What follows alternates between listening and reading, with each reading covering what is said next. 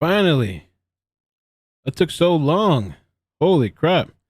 That took a really long time. Sorry about that. Welcome. Welcome to the live, man. I don't know. I feel weird. Kind of awkward. What's up? Welcome. Welcome. Let me do a little audio check. Stream test. I don't know. I feel weird. Amazing. Just wanted to pop in a little bit, talk about a couple of things, I guess, show you some clips. It's the weekend, so you know it's already kind of slow. But Nancy Grace here. All right, there we go. Nancy. I watched part of the video, but she didn't go off.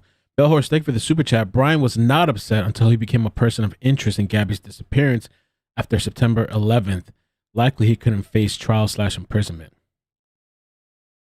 I wonder what's up. Everything yesterday and today, the streaming thing has been super delayed. I don't know what's going on with that or my hair. Crazy, bro. Looking crazy. What's going on with my life right now? Yo, welcome, man. So, a couple things we're gonna go through.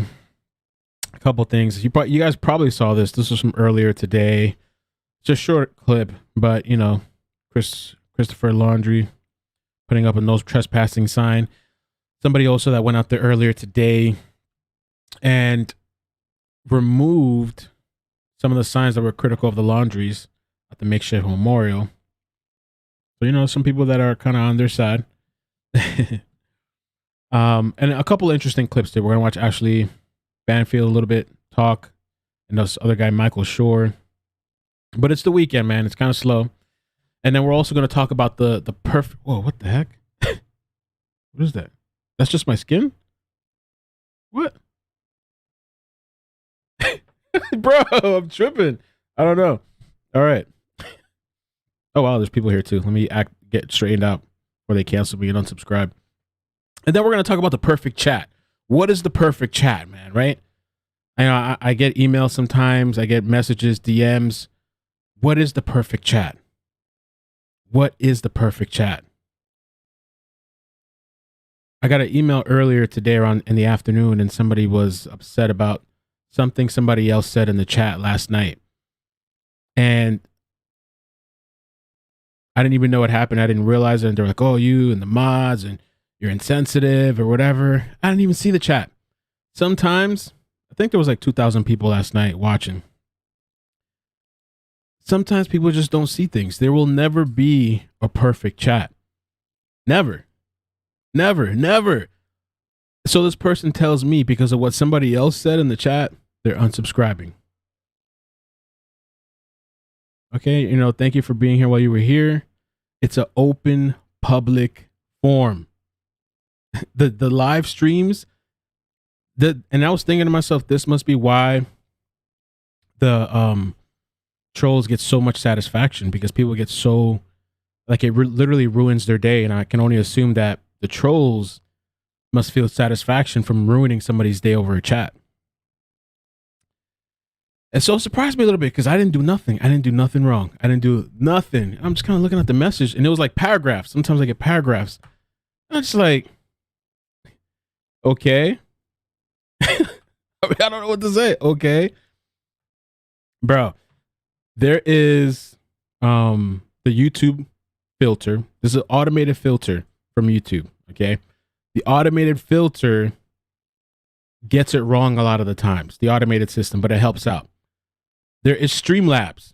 I have Streamlabs enabled. It's an automated system. There's double filtering on the live stream. We have mods, which I don't just want to take anyone willy-nilly, because that's a very delicate thing. We have mods. And then we have myself, which I try to read the chats when I can, but I'm not going to catch every single chat out of the hundreds. I'm responsible for every single thing in a live chat. And then what gets me too about that is these people never have those same standards for the news organizations, right? Do they go on WFLA and, like, when somebody leaves a nasty comment or they're going back and forth, they contact WFLA with an email? You know, like, I would have never thought, like, back in my day growing up, I don't know if these people grown up in the 1800s, like, or 1900s, 2000s. bro, the things they were saying back then is nothing compared to now. Like now it's like a cakewalk. You know what I'm saying? The things that was deemed acceptable back then. And the times that I ever gotten back and forth in a comment section, I'm not going to let it ruin my day. But the times that I did, I never thought to myself, let me contact the creator. You know what I'm saying? And it's a different thing. If you're contacting me and you're like, hey, this person's harassing multiple people, we got to handle this. That's a different thing. But I never thought to contact the creator because of an argument and something that somebody else did and blame it on the creator and be like, hey, I'm unsubscribing from you. I'm just like, and so with these people too, the more and more you do, the more and more censorship that they want, the more and more perfection or safe space that they want, it's never enough. How far are you going to take this to some other country that they're not allowed to say nothing?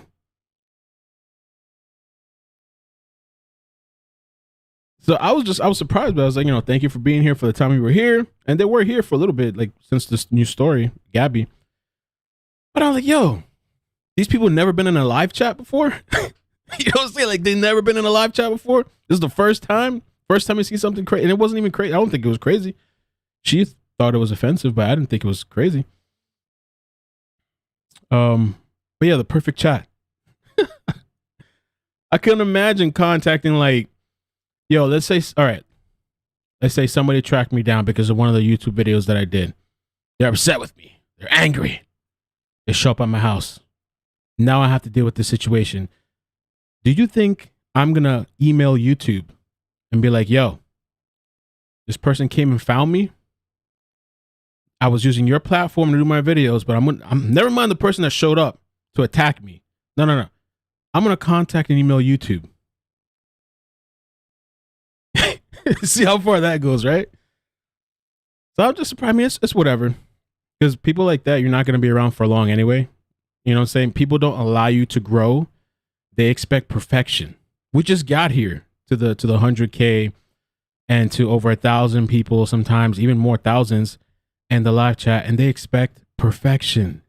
Bro, it's just not going to, there's nowhere.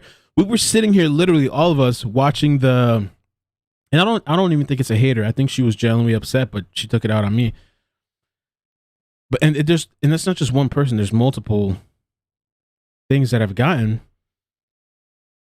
We literally sat here and on the coroner, when the coroner did his press conference, there were people dropping the M-bomb, the F word. There were people trolling Brian Enton's account. The people that were bothered by that, did they go and contact the coroner's office or whatever? Or email them or contact the streaming services and whatever?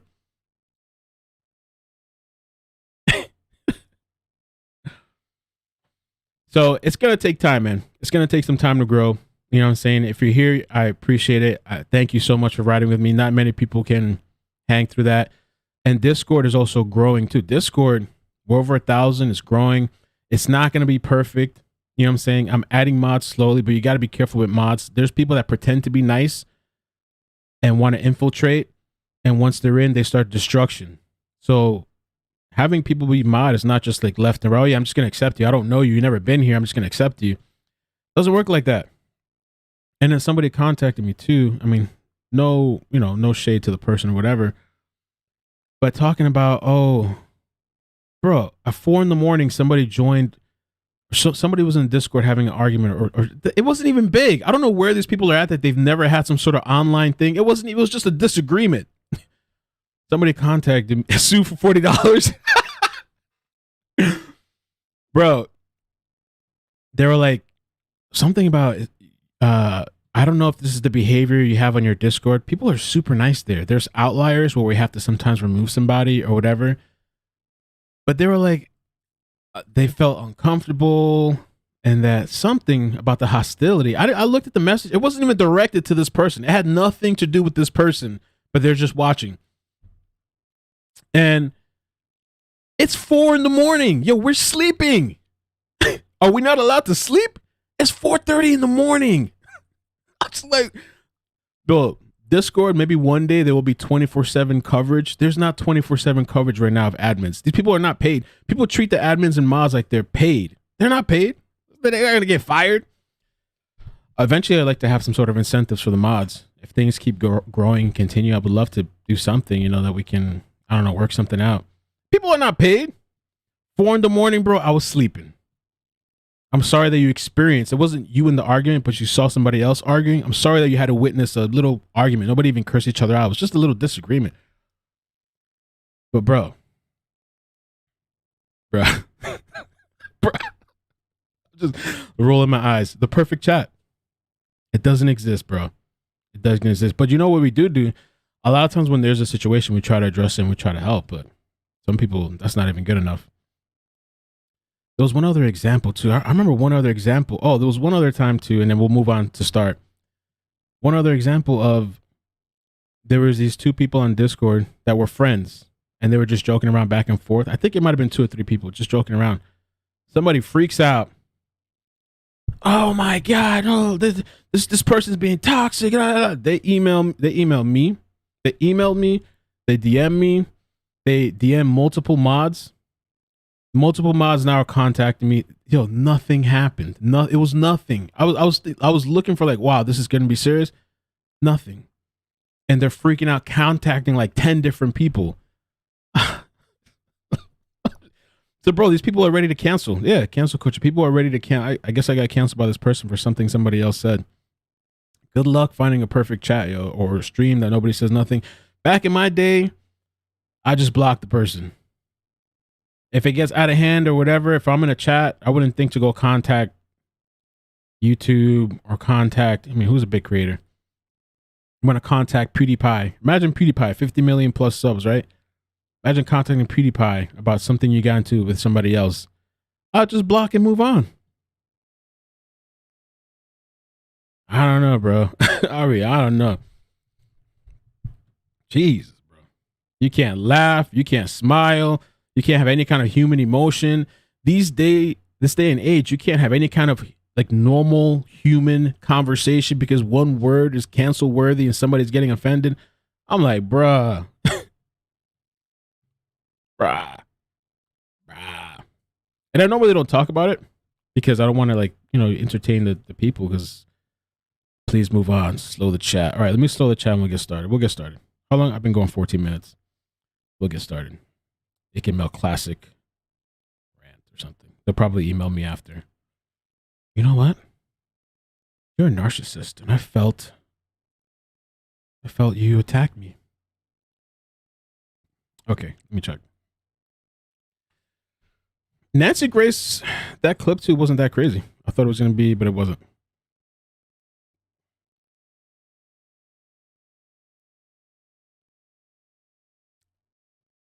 All right.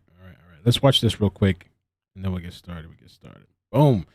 So I'm sure you guys saw this earlier today, and please hit like on the stream. I would appreciate it. Hit like, por favor. Chris Laundrie puts up a no trespassing sign this morning while getting his mail. A photographer told Chris, "I'm sorry for your loss," and Chris thanked him. He has also picked up several flower deliveries. So there's people that feel sympathetic, just I guess because, you know, parents losing a child. They're still very much hated though, but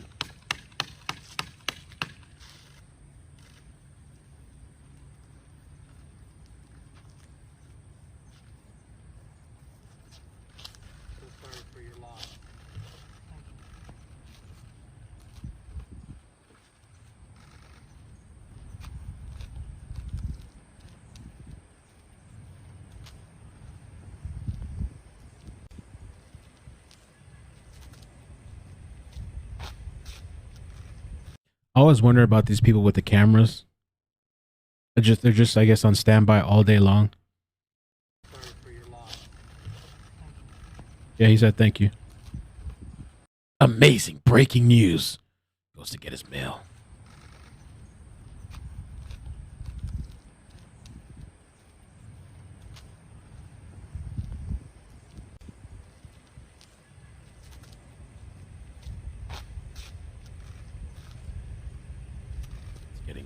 Getting the flower. Damn, he's running too. Look at this guy. I mean, I guess I get that's their job, but it's kind of weird too. I don't know. I guess that's like paparazzi. I mean, how many pictures and different angles can you take of the guy? I mean, and what are you getting? He's moving the flower to the garden flower or whatever to the side of the house? It's gotta be exhausting after a while, no? So this is the person too that went there. Thank you so much, guys, for the super chat. After this video, I'm gonna read it. Thank you for listening to me rant a little bit. It's all good though. Michael Ruiz says only God can judge you, and he's being judged. A woman who identified herself as a co-worker of Brian Laundrie and Gabby Petito removed signs critical of the Laundries at the makeshift memorial on the lawn. Oh. Canceled. They probably already looked her up. They looked up her driver's her license plate, found her, started bombing her. Let the parents grieve. They both lost.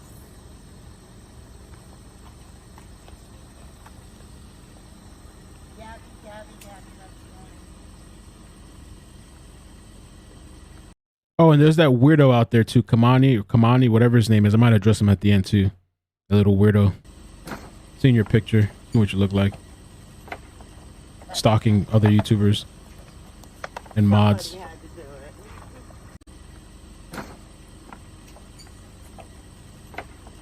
That's not right. Somebody had to do it. Somebody caught it on camera.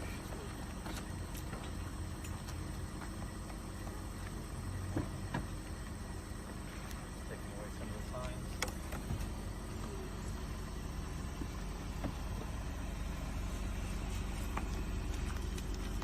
Did you know Gabby and Brian? And I'm not a Karen. I'm a Jennifer. And I really don't want to be on the news because I'm in my PJs. But let the family grieve. Let them go through it. I mean, they didn't know anything.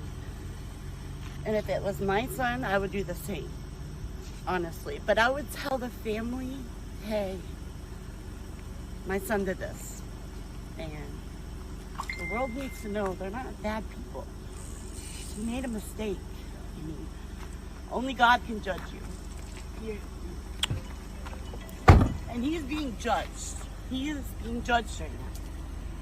And Gabby, she is in a better place. And I'm shooken up. I know Gabby. So let them grieve. Leave them be. We remember her. Let them be. Laundrie's load of lies. I'll leave that one because they did lie a little bit. But have a good day, Can you show us the ones you took? This I really person? didn't want to be on the media, but Okay. have a good day. Can you just tell us how you're going to remember Gabby? What? Can you tell us how you're going to remember Gabby? Beautiful. She's an angel from above. She's the most prettiest girl I know. And she will be remembered. She will change the world. And may, if you're in a relationship and you need to get out, seek help. Because fighting and killing each other does not solve anything. But have a great day, I don't want to say anything. Thanks, you too. Thank you. That was that video from earlier. It's kind of interesting to see, I guess. He posted after. Take a close look at this image here.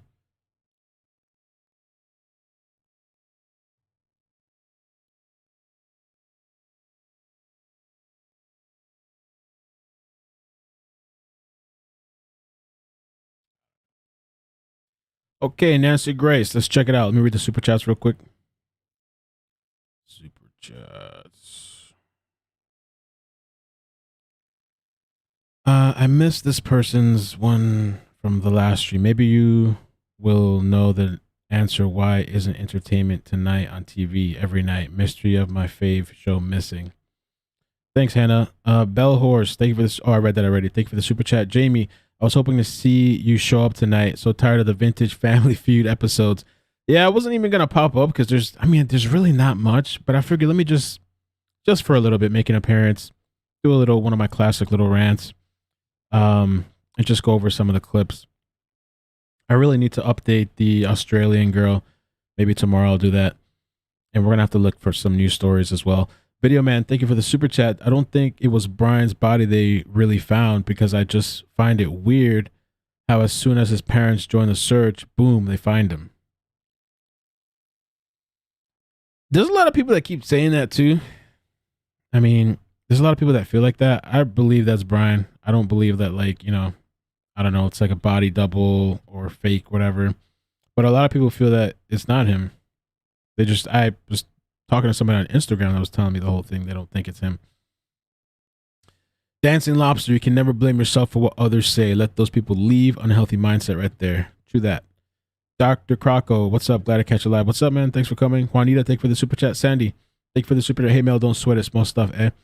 Oh, eh. And yes, I'm from Canada. Thanks. Thank you. Natalie, thank you for the super chat. Plan your chaos. You're amazing. I've been silently watching for about 6 months, but no more. I want to support your growth. Thank you. I'm on Discord, but need to learn. Yeah, there's a video on Discord. I posted it on Twitter as well. If you're new to Discord, it'll kind of walk you through. Discord is really, I think it's pretty dope.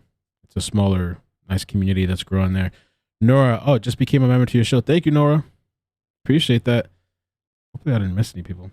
Let me get to Nancy.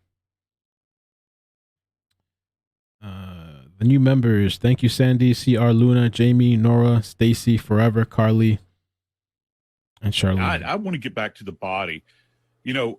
Going back to what Mac was saying just a moment ago, relative to this timeline, time is critical here because we're trying to figure out how long this body had been out there at this reserve. How long had he been down in this hostile environment relative to the weather? And this is going to be hard to determine.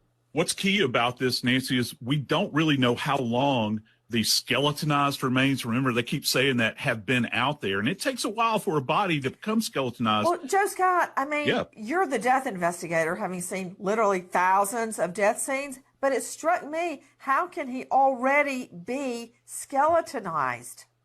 It's very simple. This environment is so very harsh, Nancy. Heat speeds everything up. I mean, it just by a huge factor. So the hotter it is, and also the relative humidity, the tissue will literally come apart from the bones. Oh. And this, to be quite blunt with you, this is drawing predators in there, scavengers in there. I think that's probably why we only have a partial skeleton. But Nancy, one of the things that just is bugging me is the fact that they're saying, and the reporter said it in the first bit, they said there was a partial skull. Nancy, the skull, please hear me right. What does the that skull mean? He shot is himself? Let me just say this. The skull is one of the most robust, bony structures that we have in our skeleton. Skulls do not just break down. I've always heard that the jawbone was strong. Okay. It's very strong as well as the pelvis, but the structure of the skull is amazing. It doesn't just automatically come apart. It generally takes some kind of force, some kind of trauma to break it apart. Now, we do know that at least there was enough there for them to do what? Get a dental identification, either from the maxillary teeth, the upper teeth, or the jawbone, the mandibular teeth.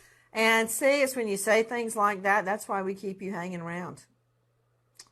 Thank you, Nancy. See, because right there, now when you say it, it suddenly appears to be obvious. But you know what? He's right. Part of the skull is missing in one of the, if not the strongest bones in the body, the skull. Did he shoot himself? But yet, as Joe Scott has just pointed out, they could do a dental comparison. So that means, go ahead and finish your thought. Go ahead, Joe Scott. Yes, and this is something that, based on my experience working in the medical examiner's office, it takes a few moments to get dental records. All right. They turn this thing around so quick, Nancy. It's almost like they had these records in their back pocket. I mean, this was within 24 hours.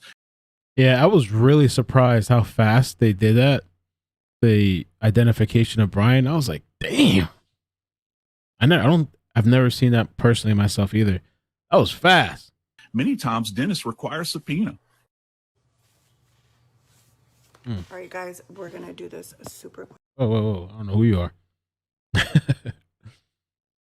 Tell us. Well, there was this other clip. Somebody sent this to me, and I thought it was really interesting to play. And it was regarding, I think, the jaw and the skull. And I think it goes good with this Nancy clip as well. Do know is that they were able to confirm dental TikTok identification with him. So that implies that they have probably the mandible, the jaw, and also the maxilla. Quote, what part of the skull? What can you tell us? Well, what we do know is that they were able to confirm dental identification with him. So that implies that they have probably the mandible, the jaw, and also the maxilla, which is the upper part of the hard palate containing the teeth. That would lead us to believe that there's another area of the skull missing. But right now, we don't know. Even, quote, what part of the skull? Now, this was, I'm doing a little quick sweep as well. This was Ashleigh Banfield. I don't think we need to watch the whole thing, but I figure we could watch the beginning because she's kind of responding and reacting to the whole Stephen Bertolino interview that happened. Be able to play.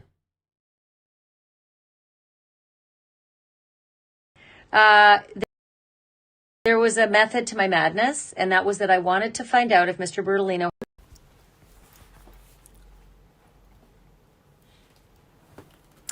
Hi, everybody.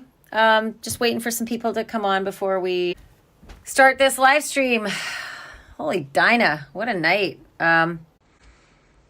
So I just finished an interview with Stephen Bertolino, and it was supposed to be only the first block of the show, but it ended up being the whole show. Hey, Queen. And so I'll bet a lot of you were wondering why I spent so much time off the top of the show trying to figure out if Mr. Bertolino had a conversation with the Laundrie family together, all three of them. Meaning he had a conference call or a Zoom or a FaceTime with all three of them. I bet a lot of people were, why is she asking this? So annoying. There was a method to my madness, and that was that I wanted to find out if Mr. Bertolino had ever had a conversation that could not be protected by privilege. So in criminal law, if you introduce a third party to a marital privilege, or if you introduce a second party to just your one-on-one privilege, then privilege is broken. And so it took a long time for Mr. Bertolino to admit it, but he finally admitted that he actually did have a conference call on Sunday the 12th of September and Monday the 13th of September, the day he went on his hike and never came home. And so for that, I'm now very excited about the fact that I can continue asking him, but I did get where I wanted to go with him. So anyway, I'm really glad you guys are all watching. First of all, Brian Enton, please, are you kidding me? Is there anybody better? That guy is doing such a great job.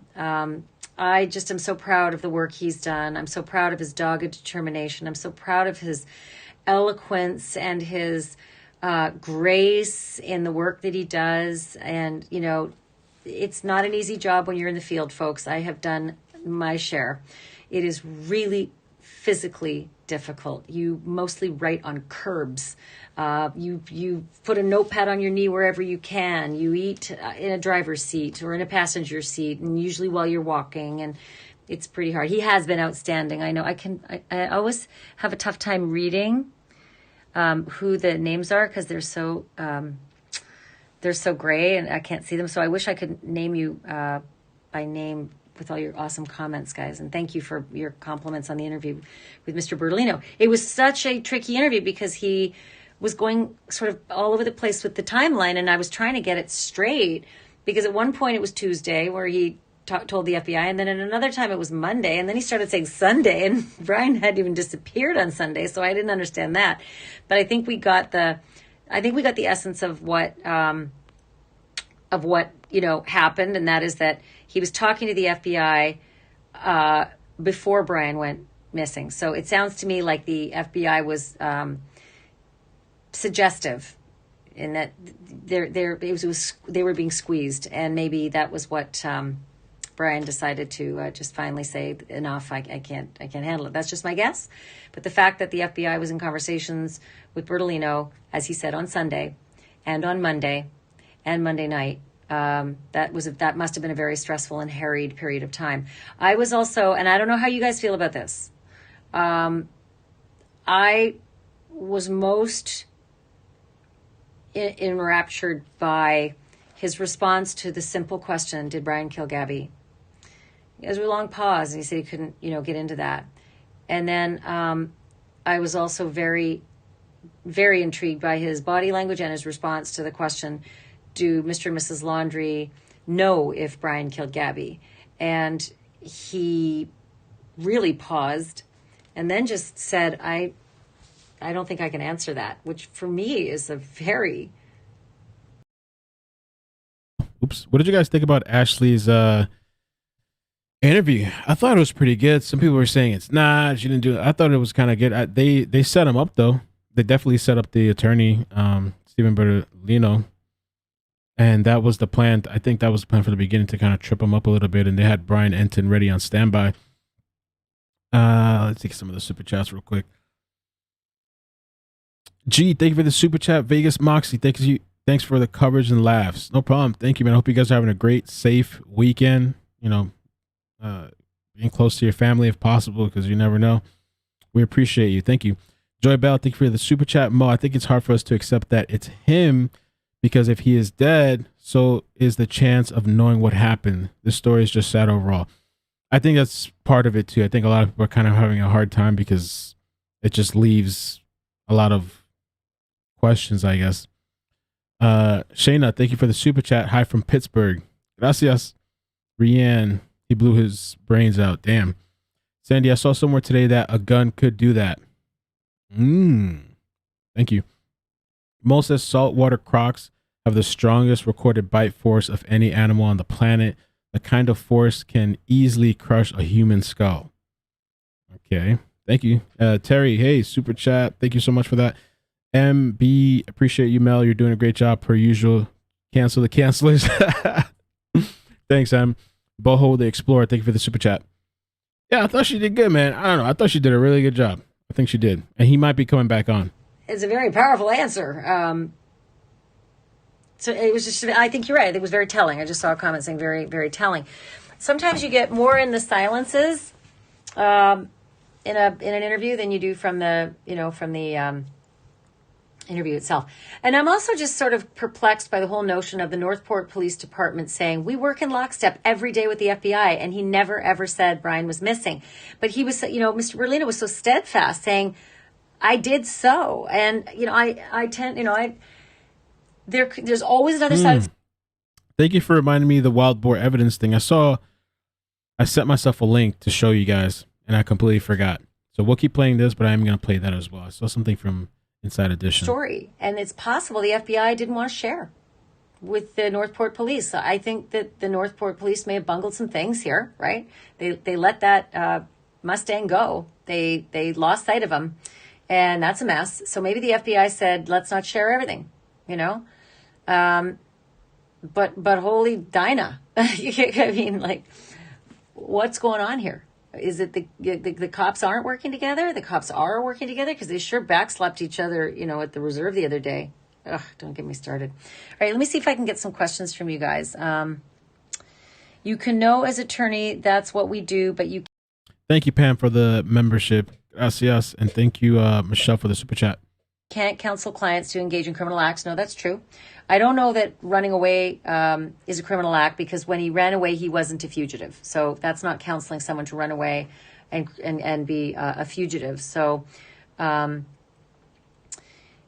do think what's really interesting is if you're in real estate law, by the way, which Mr. Bertolino does love real estate law, you can have three people in a privileged conversation.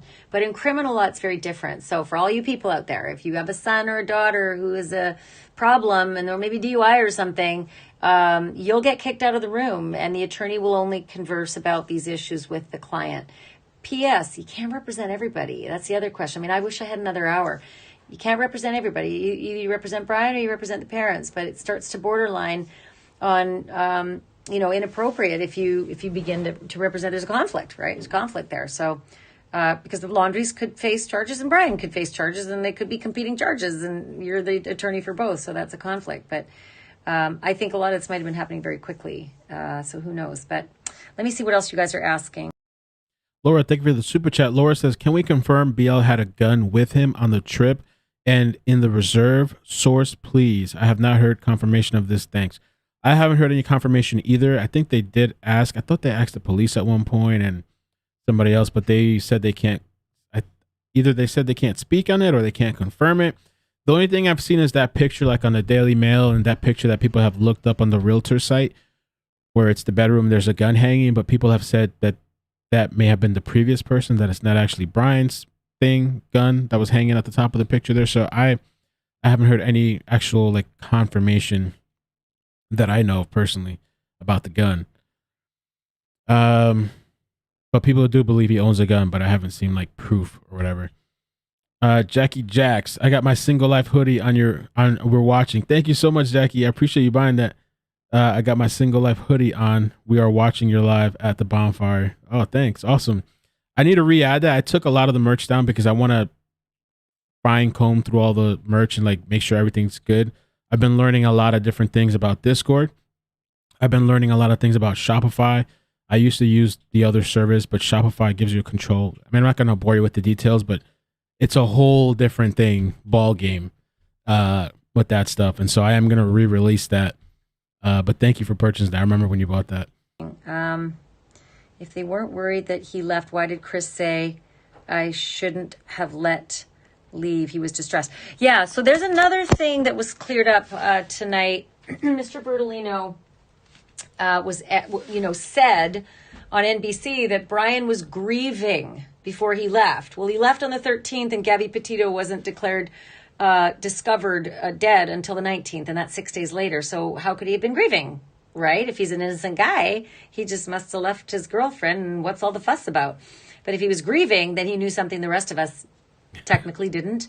And Mr. Bertolino said that it was a long day and that he misspoke.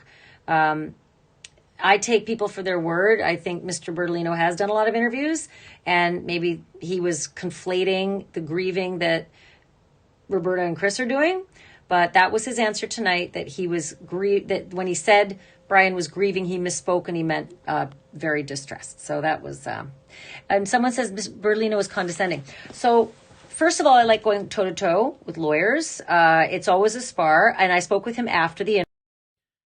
Does she have a legal background? She seemed kind of very knowledgeable in that. I saw something she does legal, or she did a legal thing for I got to look it up and see. Does she have a legal background? Chris, thank you for the super chat. Lawyer/Brian have the same ear shape. Is that hereditary?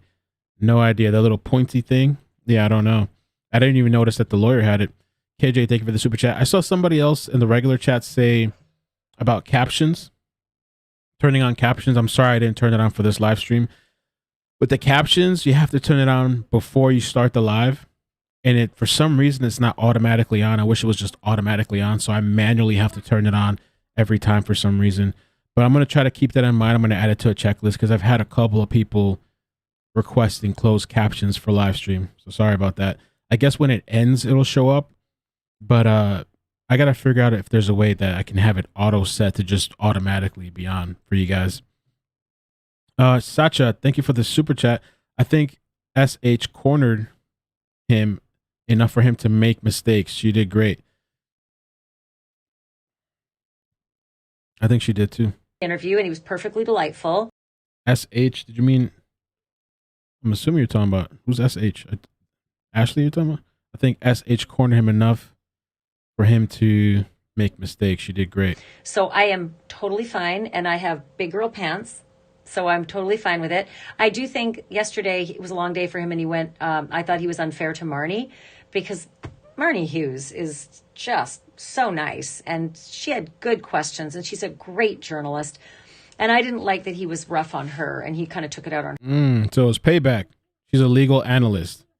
Ashleigh is an attorney. Oh, okay. Seems like it. He did apologize. Metal Mom. Okay, I hear you guys. I'll make sure. I'm going to have somebody remind me before the lives to turn on the captions for you guys. But he's in a tight spot. Nobody knows the shoes that these people walk in when they're at the center of a maelstrom. So I think the FBI didn't share with police, ? Okay, well, maybe, right? I'm thinking it's not so far flung. I think that's understandable.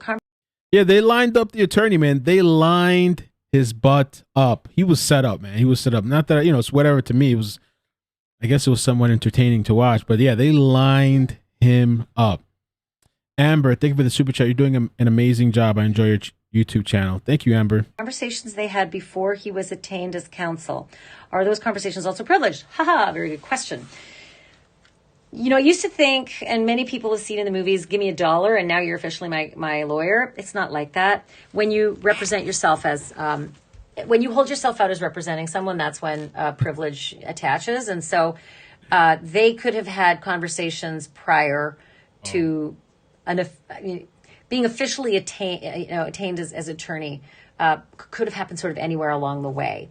So I'm more interested in that group privilege, which does not apply. That's where I really want to start nailing down answers. What did he say? Because now you can't say that it's privileged.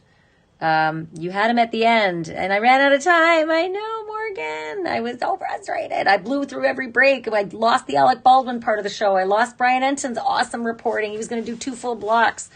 And I just ran out of time. The commercial breaks were just so long, and they just come at you. Let's see what else we got. Why is the lawyer so angry at women on this channel, but not men that interview him? I don't know. I didn't see any interview with men, so I'm not sure. The only one I saw was ABC. Was there something else? Or NBC? NBC? And ABC, Good Morning America or something. But the guys didn't press him. The woman pressed him. And I think this was some sort of collaborative effort to get him down, to take him out. Sure. Usually lawyers are equally mad at me. It was good. Equal opportunity offenders. Had to catch this while also watching CNN's Gabby Petito special. Okay, so CNN, I think it might be a repeat with some updates. That was the Randy K special that ran last Friday. Kind of just encapsulating the whole story. I don't find it, there's nothing new in that piece. I didn't see tonight's. But last weekend I didn't learn anything really new. I did hear Josh Taylor from the Northport Police in the CNN documentary say, a guy goes for a walk in the woods. What do you expect? That we're supposed to follow him in there? To which my response would have been, yes. Yes. If you're surveilling someone, yes, you follow him into the woods. I wish I'd had that moment in the chair. I don't think she's actually an attorney. Ashley sent me the Wikipedia, and I see some people in the chat talking. She went to the Bachelor of Arts. She obtained a Bachelor of Arts degree in Political Science in a French Queen's University in Kingston, Ontario. Some other stuff, but not actually a lawyer. But she was, from what I can see, she was a former host of Legal View with Ashleigh Banfield. Share with him because he's had to admit since, and he did admit to our Brian Enton that they lost him. They didn't even see they missed the moment where the silver Mustang backed out and Brian went to the reserve. They didn't even go to the reserve. They didn't follow him to the reserve because they missed him leaving. I don't know how that happens when they had live eyes on him. They not only had live eyes, but they had a live camera surveillance on him too. So that was bizarro. Okay, let's see. If you listen to his timeline, he actually said he reported Brian missing before he was missing. So I tried to nail that down because that's what I heard too, and that's when he clarified it. And he said no, he'd been talking to the FBI Sunday the 12th, Monday the 13th, Monday night the 13th, and Tuesday the 14th, and that he'd been talking to the FBI, and then on Monday night or Tuesday morning said Brian hasn't come back from the hike. So he clarified that later.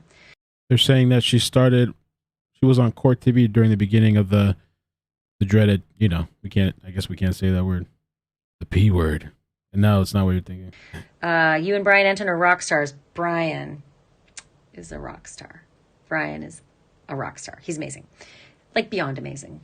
Please, he's just so spectacular. The FBI was only telling the Northport Police Department what they wanted them to know because Taylor was out talking too much.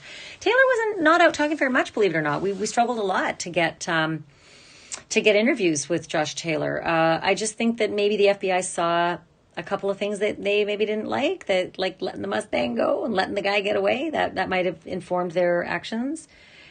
Well, that's my thing too. I feel like the police made some mistakes and stuff. And so maybe the FBI, it's possible the FBI maybe kept some information from them. Eliza, I just want to say I just wanted to buy you a half cup of coffee. Thank you. Keep up the great work. I enjoy watching your channel. Thank you so much. Nutsies. Can you interview the police chief? We've asked. They put out Josh Taylor as their PIO. The police chief, I think, boy, I'd like to ask him why the big congratulatory press conference yesterday with the Lee County Sheriff.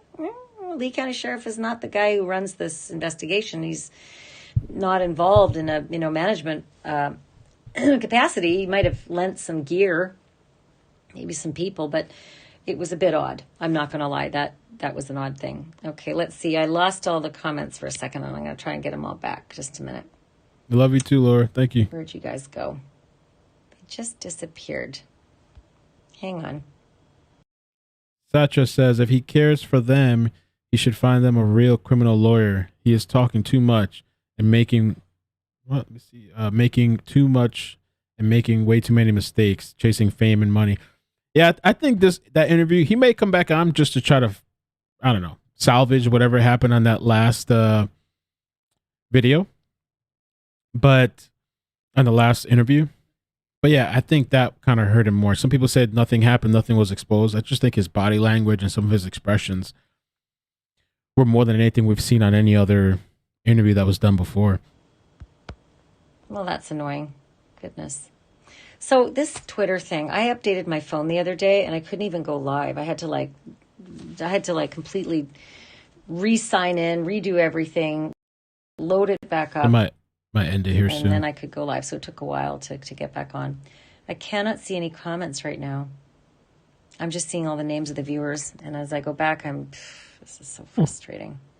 All right. So I think we're going to move on from here. It's like another 15 minutes, but we'll move on to the next couple of clips. I don't know. Your heart in television time. That's an police. I would think that's crazy. About people who've flown specifically to the Northport area to visit all these sites and meet up with other people that they meet in the Facebook groups and today morning is the reserve and this afternoon is the.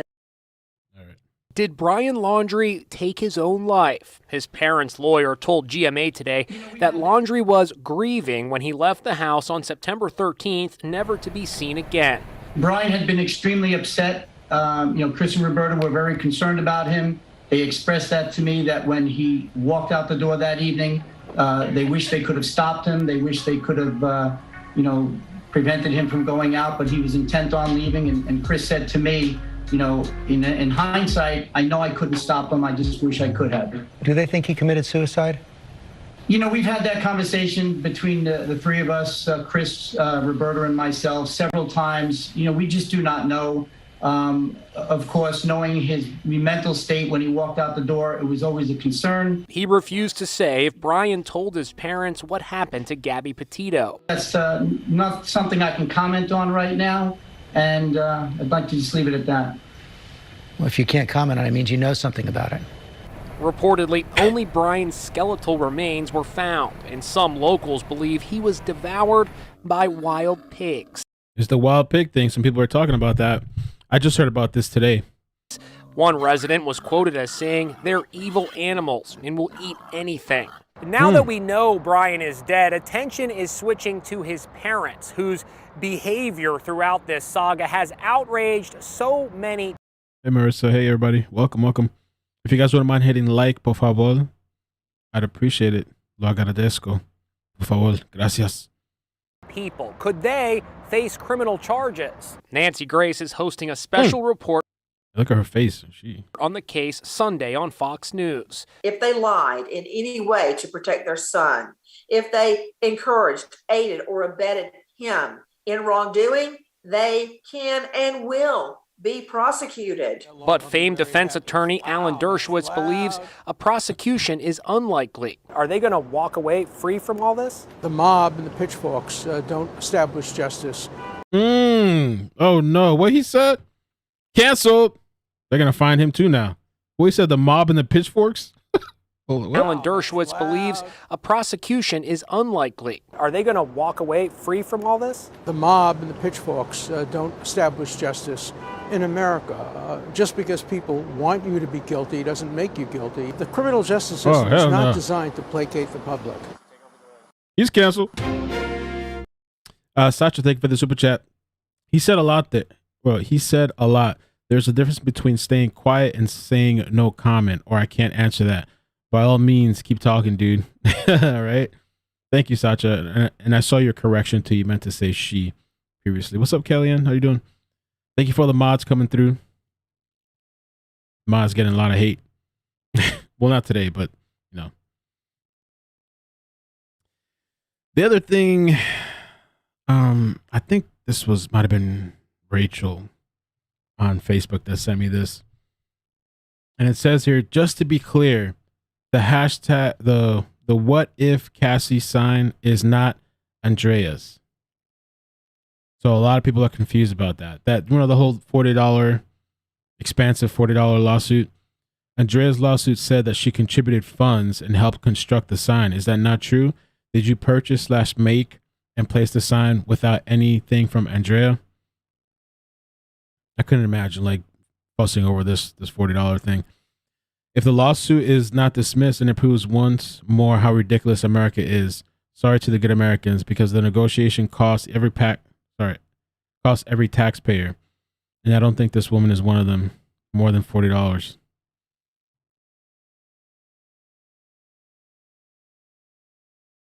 The one you placed there was ripped by Chris Laundrie. Someone replaced a sign saying the same thing. We drove by 3 hours to Northport, and I did not see that sign. I took pictures of all the signs this morning at 10, 22, 21. We're taking pictures and we're documenting what's there, how many signs. We're taking inventory of the pencils, the Crayolas, the construction paper, everything. I know how he tore it up. So it says, I know he tore it up. We made and brought the sign. She's suing for it. I don't know how this came about. Oh, so she's saying we made and brought the sign, but this other lady's suing for it.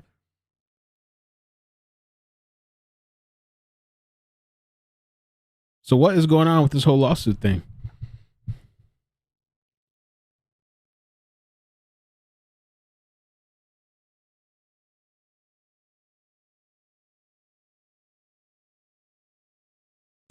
Bro, what are these people doing?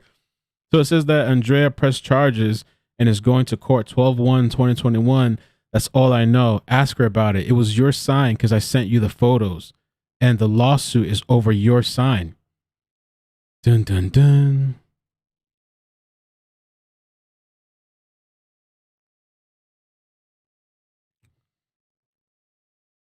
Oh, no, don't bring up her history. Oh, no, Lord. Maybe I should stop with the voices. The lawsuit thing is ridiculous to me. It really is. But I didn't know that supposedly it wasn't even her sign. So I don't know what's going on with that now. And so this is the lady that came and told her story of DV. They traveled. We bought the materials. We made the sign. We put it up and we got interviewed. She messaged me saying we decided to sue for the sign. Bro, who does that?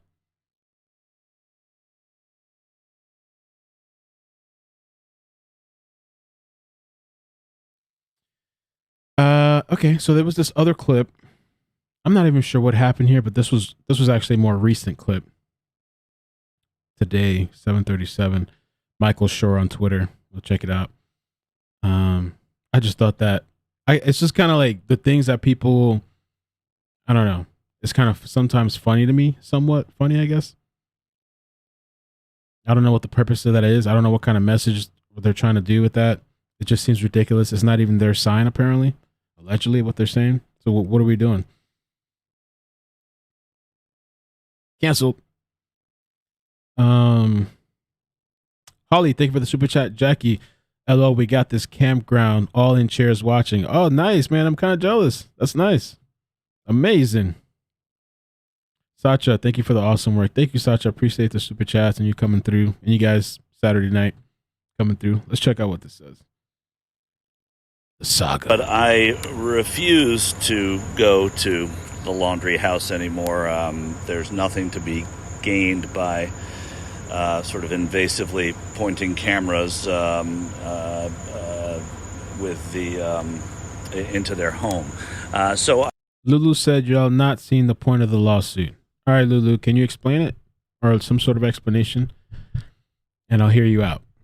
I'll keep playing this. I thought I would just come to the police station because this is now the investigative portion of the case, and the police and the FBI and the forensic anthropologists, and it's now a matter of doing that. And so I, whatever many people think of the family or what they may or may not have done, they are a family that lost a son, and as the father of a son, I don't need to be peering into their backyard.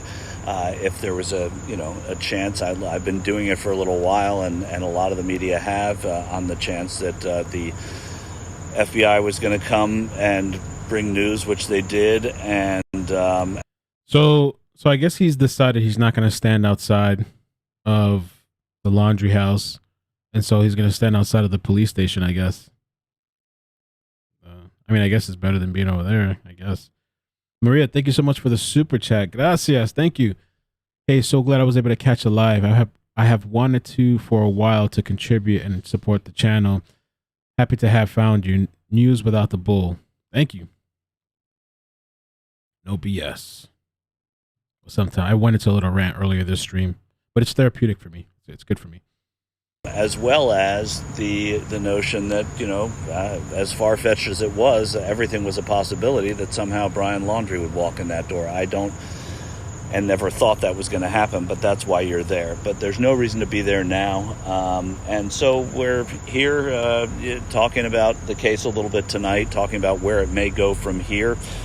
We had some people on News Nation last night. We had Stephen Bertolino, the lawyer, on in a somewhat contentious interview.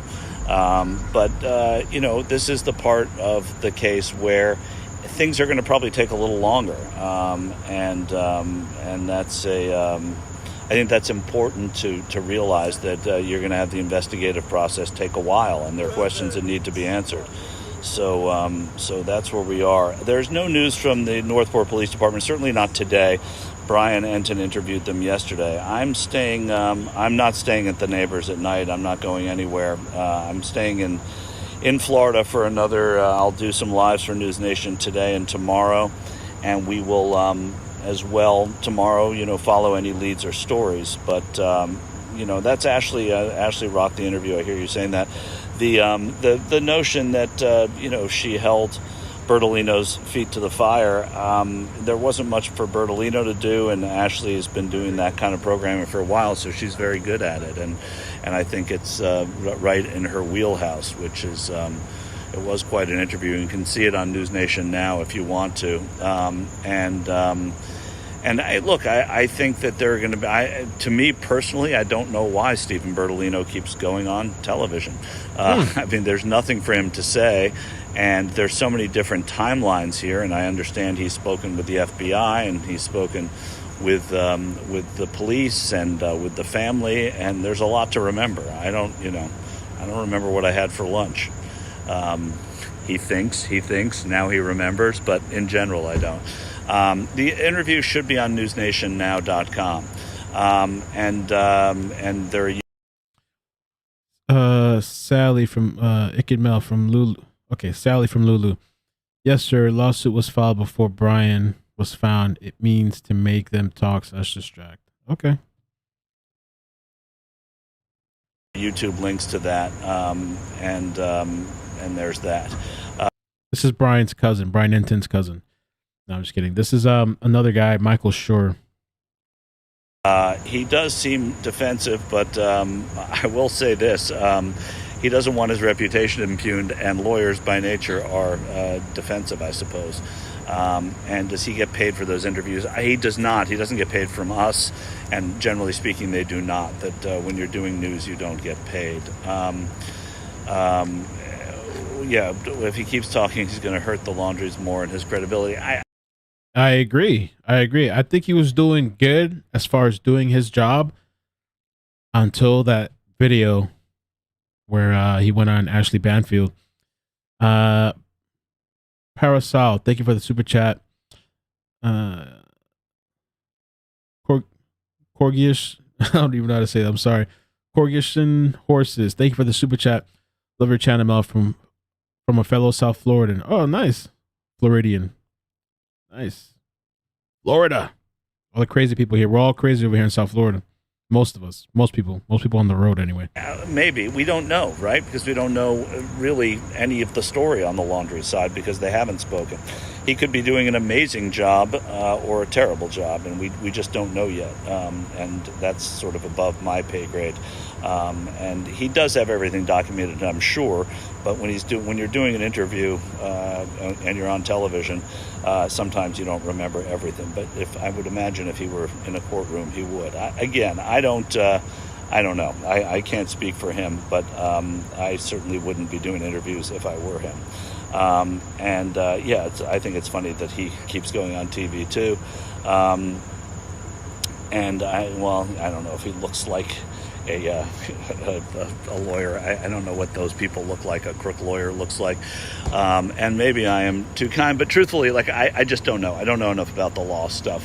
I don't think he's another Avenatti because I covered Michael Avenatti and. Oh Lord, that guy, Avenatti. Lord Almighty. I just think there's a huge difference there. Brian will be back here. I don't know if he's going to be back here on Monday. Look, I don't know how much coverage we are going to continue on this on a daily basis from Northport on this story. Brian, this is his story, as we say, and I'm just filling in the blanks so he can rest and. Oh, so this is the guy I think that covers on the weekends, if I'm correct. I think this guy covers. Brian goes home now to Miami. I think he lives in Miami. And this guy kind of covers during the weekends, I think. Thank you, Lulu. Yeah, please, guys, if you could hit the like, I'd appreciate that. And apparently I can't. But the truth is that when if Brian is not going to let go of this case, he may do some reporting from Miami on the case. He may do, as things develop, there may be a reason for him to come back to Northport, and he may be back Monday. I just don't know. But he is definitely going to be on the story through its conclusion. It's just that a lot of the time, the answers that we're all waiting for now take a long period of time, but it's somewhat definitive. They may not find a cause of death. Forensic anthropology is a practice of finding out through bones, and they use forensic archaeology to look at the behavior of the soil around where they find these bones, and they can find what are the wounds and damage that could have had. It's called perimortem damage, and the perimortem damage could show, a gunshot wound. It could show a stab, not really, a fracture, and but again, it might be hard to determine whether or not it was a suicide. So a lot of people have been talking about Bones. Bones is having its moment right now. But in any case, they could do this and they could find a cause of death, and they may not be able to find a cause of death. And then I think that we will have to be satisfied with presumption of death here. And how it happened, in point of fact, doesn't really matter to this case. That it happened and that the Petito family won't be able to get answers from Brian is part of the tragedy here as well. Let's see. I don't know how many bones were found at all. The letter, I missed one here. Somebody asked about a letter. Is the letter that came up real? Here's the thing. There's a notebook that they found, and they say that the notebook that was found is quote unquote salvageable. And the salvageability means that they can look through that notebook and perhaps find something. But realize it could be, we've all bought travel logs and written nothing in them, I think. Or we've also filled notebooks, some of us. And so we don't know what's in there. We don't know if there's a confession. We don't know if there's a suicide note. 15% of suicides only 15% of suicides leave a note, according to law enforcement. And I think we can hope that we learn more about this. I really hope on behalf of the Petito family, because for them to have answers to this would be of some solace and comfort, I think. And if it was in one of these dry bags that they said they found the other day, maybe it could have been kept dry, submerged underwater for a long time. But they did say it is salvageable. And if it's salvageable, that means that maybe they can learn something from it. But we don't know what was in there at all. And I think, look, in terms of determining whether he left it or not, we're just going to have to wait and see. And the notebook has this personal effect. Would go back to the Laundries perhaps, but it's also evidence in a crime if they move it to making Brian a person, from being a person of interest to a suspect, even posthumously. And if they do that, then they hold on to some of that evidence. But anyway, it's still kind of, it's quiet here, and it is, of course, Kay's Beautiful Struggle, thank you for the super chat. Thanks for all the hard work. Been a sub for a while. Thank you. Gracias. Thank you, AJ, for the super chat. Sacha, thank you for the super chat. Here, no. Yo, you're going to get me canceled, Sacha.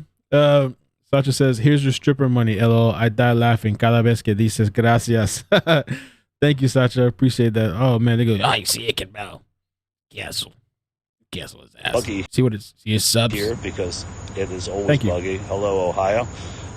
You should be watching Ohio State instead of my Twitter Live, I think, right? Isn't it there? Will I stay all weekend? Yes, I'll be here through Sunday evening. Then I'm going home to see my son I leave Monday morning, and I'm looking forward to that. Yeah, I would bring the deed. I've sprayed, but there's been a lapse in my spray. Oh, look at New Zealand. Kiwi in the house. I like that. And Wales. Look at that. My son has a Welsh name.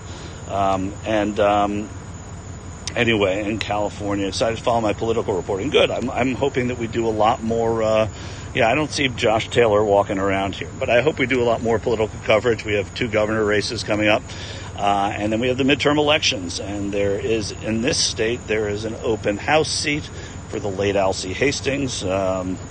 Watch people start clicking off as I ramble about politics. We got a big political season coming up, and hopefully I'll be back on that. But I am going to, begging me to stay with crime. Well, I don't know that I'm going to stay with crime necessarily. One of my closest friends is as you've probably seen us joking around online, is Josh Mankiewicz, who is a Dateline reporter, and he's always trying to get me to do crime. And in point of fact, I call him sometimes. I was on the Murdaugh case a little bit, and on this, just to ask him, a few things about. All right, I think we're done with that. Thank you for the report there. Let me see if we posted anything new. I'm looking at some of the different chats and things that are popping up. Let's see here.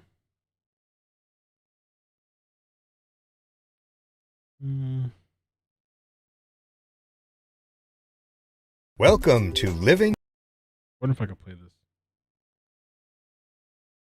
It's a short clip. Let's take a quick look. The wild boars. With wildlife. Wild hogs, also called wild pigs, feral hogs, or boars, are not native to Florida, but were introduced to our state by Spanish explorers in the 1500s. Today, they're found in all 67 counties. Hogs are omnivores and search for food by rooting in the soil with their snouts. This behavior is harmful to native plants and wildlife and can also cause costly property damage, burdening farmers and other landowners. To reduce conflict with wild hogs on your property, consider putting up electric fencing to keep hogs out of small yards and gardens. Every time I see hogs, I think of like Lost, the show where they just charge at the people on the show on the island. The various places that I've been to in South Florida, which I want to go to and explore more, I've never encountered like any kind of serious wildlife, surprisingly, alligators or boars. Hog panel fencing is also effective, but may be costly to install and maintain. Hunting and trapping are also allowed methods of removing wild hogs with landowner permission. Information about hunting regulations can be found at myfwc. Living with Wildlife is a service of the Florida Fish and Wildlife Conservation Commission. So it says they can reach up to 150 pounds. Boom. Measure 5 to 6 feet long. Wild hogs occur in 67 counties of Florida. In all 67 counties of Florida. Wow. I've never encountered one, and I've been to some kind of weird places. They are found in a wide variety of habitats, but prefer oak, cabbage, palm hammocks, freshwater marshes, and slows, pine flatwoods, and more open agricultural areas. Oh, they're going to kill me. 2 teachers are going to message me now. Agricultural areas. Lord Almighty, help me. They usually travel in a small family, groups, or alone. Wild hogs eat a variety of plants and animals and fed by rooting with their broad snouts. They may distribute the soil and ground cover vegetation and leave the area looking like it has been plowed. They go around messing up everything.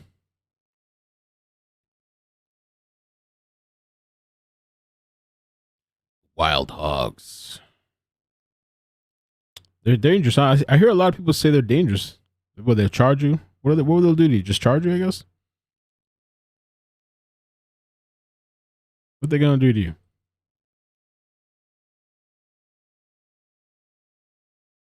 Anybody ever encountered a wild boar?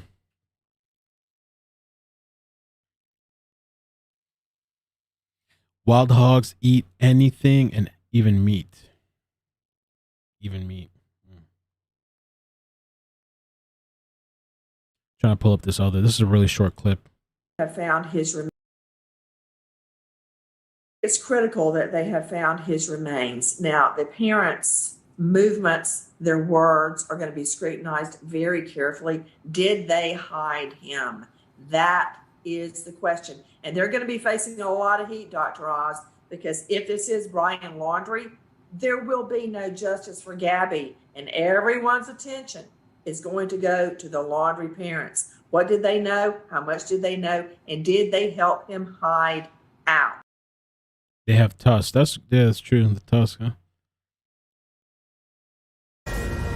We are back with a Fox News alert. Brian Laundrie found dead in a Florida reserve after the FBI's confirmed the fugitive's remains following a month-long manhunt. But the search for justice is far from over. Fox Nation host Nancy Grace is following what's next for this case in part 2 of her Gabby Petito investigation special, and she joins us now to react. Nancy, I'm curious, what do you think happened here?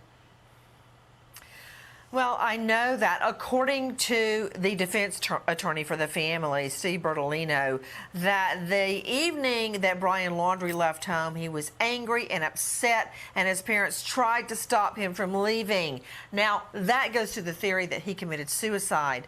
Of course, he was found there at Carlton Reserve. He was identified through dental records because apparently he was totally skeletonized, which is interesting because it hasn't been that long. But his body was underwater as well. There are a lot of wild animals roaming in that area that may have had something to do with it. The fact that he was skeletonized does not preclude the fact that his bones may not be all together. I predict the medical examiner will be on the scene trying to put the body over 200 bones back together again. What about justice for Gabby?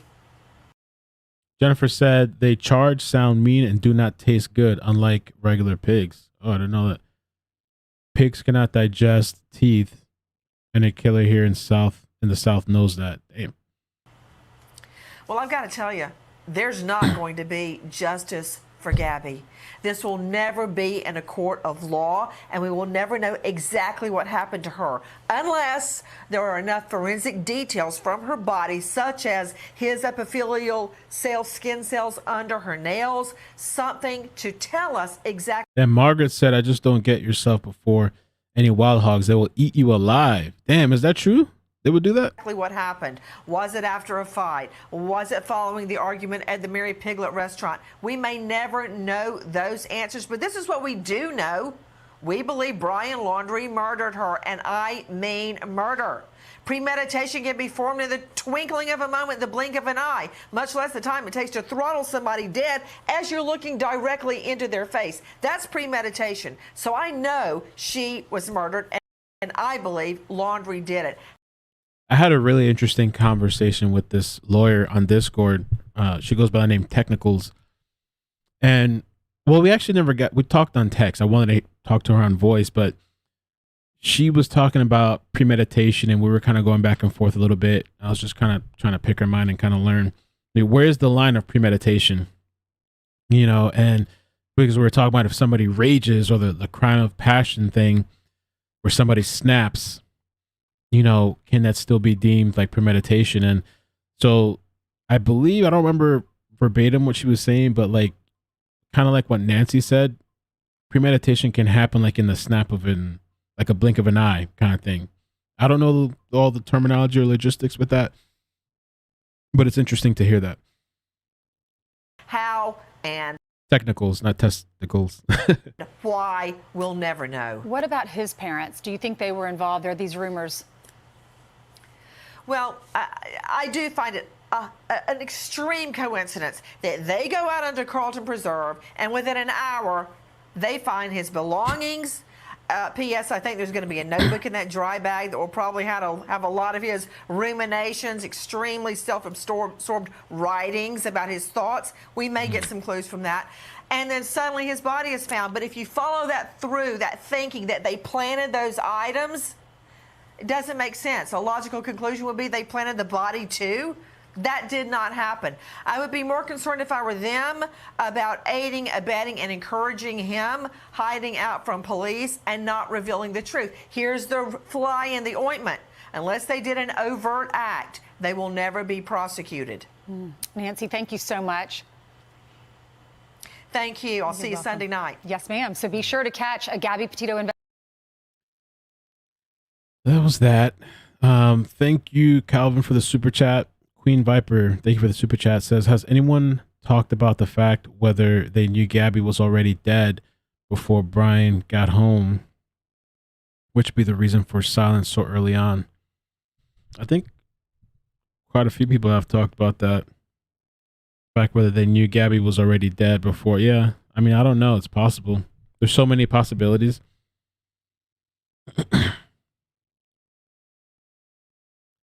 Oh, I just closed something I didn't want to close out.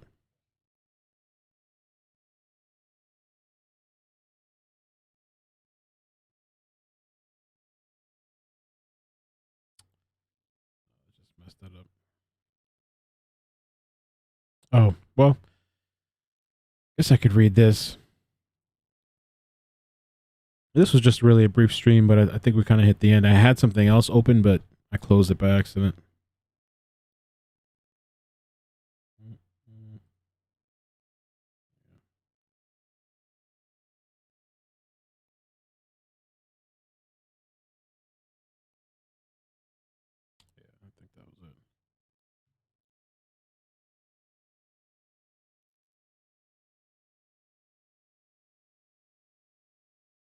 Well, I guess the final thing, I had something else, but I lost it. Just more conversation about the protesters. I mean, I've heard a lot of different thoughts and feelings on the protesters still being there. People are kind of upset about it. Some people say, who care? Who cares?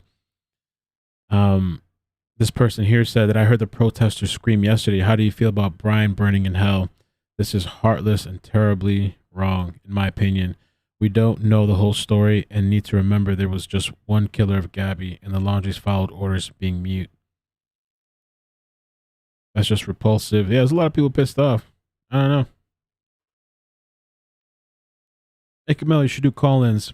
Ask people what you would do if you're somewhere in this situation. Somebody called me with that one time. It was kind of a little interesting conversation. We can do calls if you want. It's up to you guys. We can do a little bit of calls or just call it. Calls or call it. Go to sleep. Has anyone talked to... Oh, yeah, I read that already. My chat's delayed over here. Calls or call it.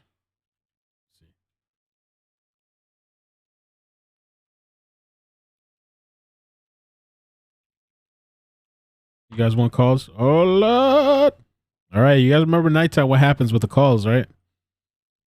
You're going to get like 3 messages tomorrow. iCkEdMeL, can't believe you took that call. What that person said. I'm no longer watching you. You should have known beforehand the person that was calling. You should have been able to predict the future. Well, you can screen calls, but I just don't have the resources to do that. It'd take forever.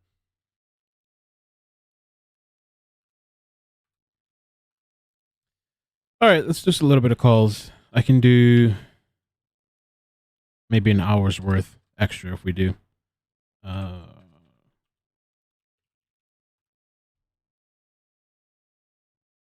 was another clip somebody sent me, but I can't. Ooh, what's this? What did you send me? 8 hour. Oh, that was another YouTuber. I don't want to play YouTubers' videos because I don't know. I don't want to catch a copy strike and deal with people's drama. Thank you for the link, though.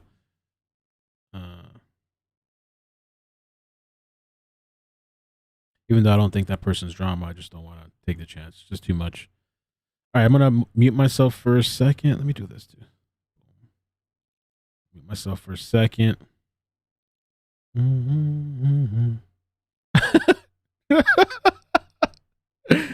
Oh, my God. I was reading a chat. I'm not kidding. Oh, Lord.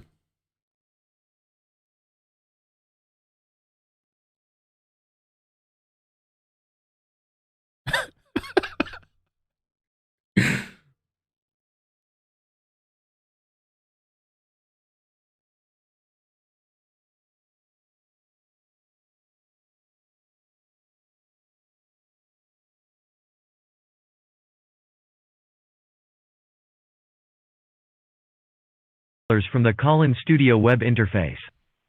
All right, we're gonna do some calls.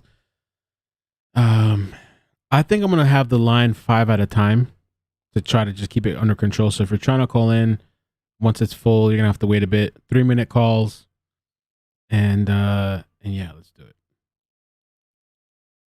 971, how you doing? Where you calling from? 971. Hey. Are you talking to me? Yes, how you doing? Let me pause my YouTube. Okay. All right, go ahead. All right. Are you there? Yes. This is downtown Trina Brown calling in from Oregon.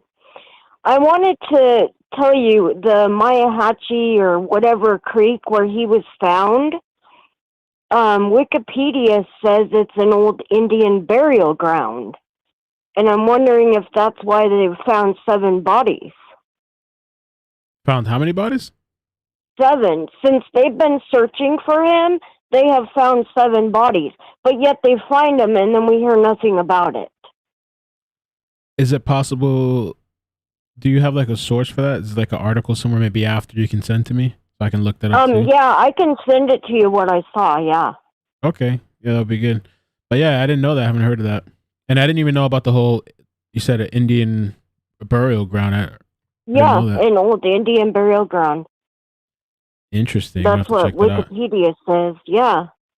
So, anyway, I just thought I'd let you know about that. Thank you. I'm going to look it up too. And read about it. Thank you so much for calling. All right, Thank you. Take care. Bye. Bye.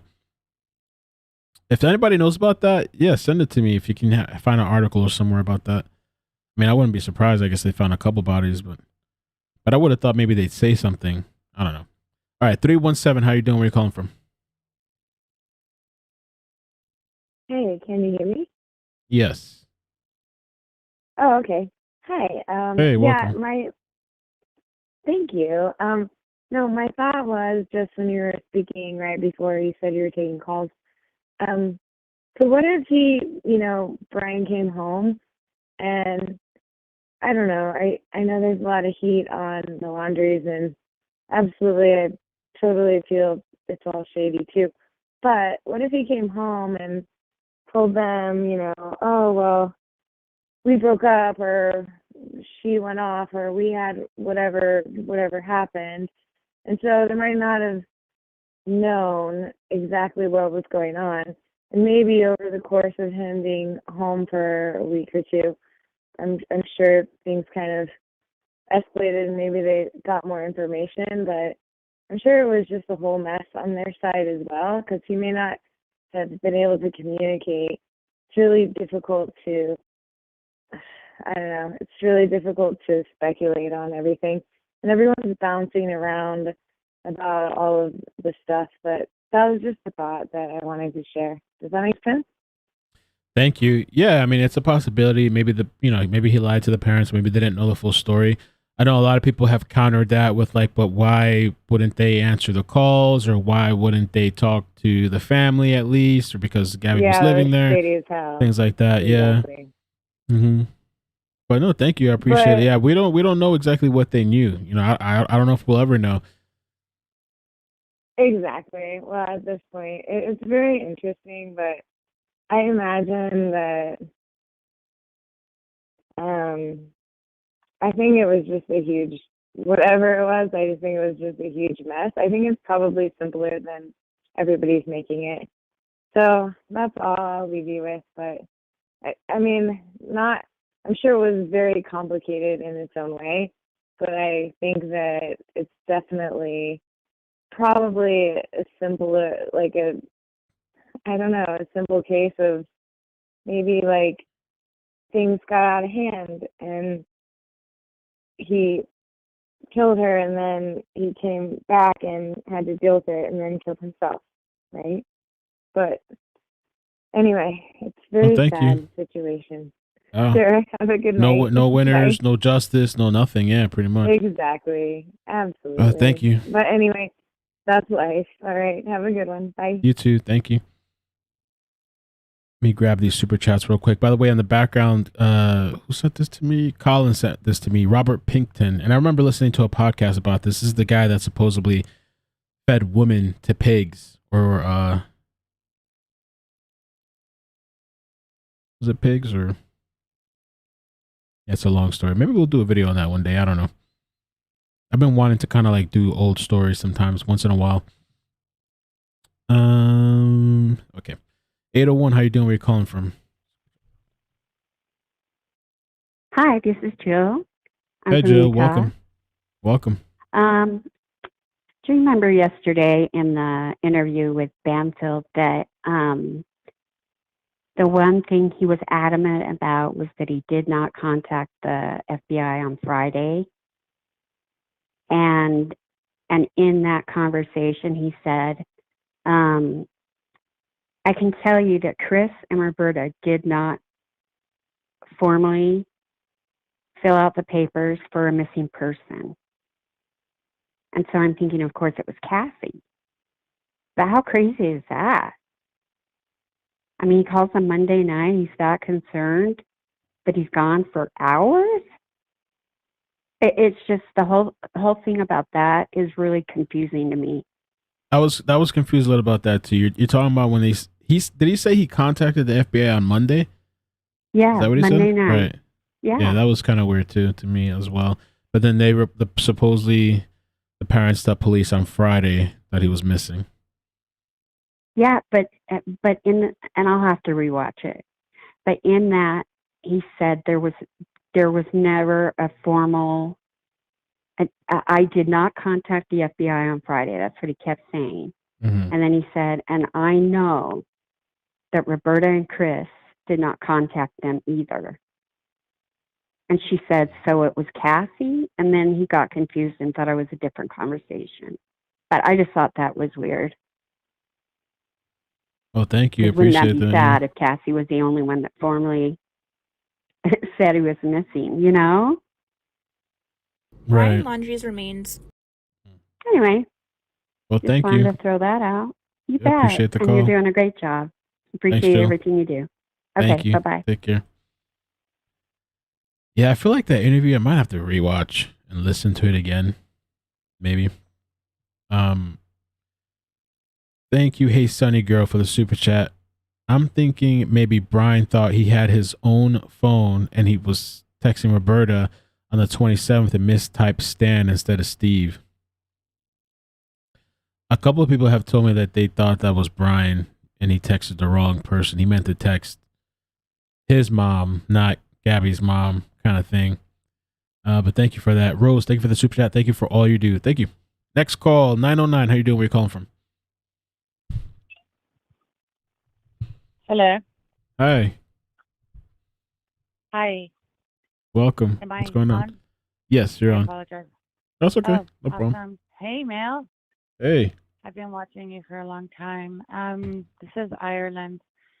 I Wow. am from California, actually. Ireland Okay. from California. I wanted to comment on, well, I have to go back and actually watch your video on the letters. I'm sorry, the note with the 2 pages. It looked pretty legit. So Oh, I you think guess that was real? The note, the note that's floating around. People think that it's Brian's notebook.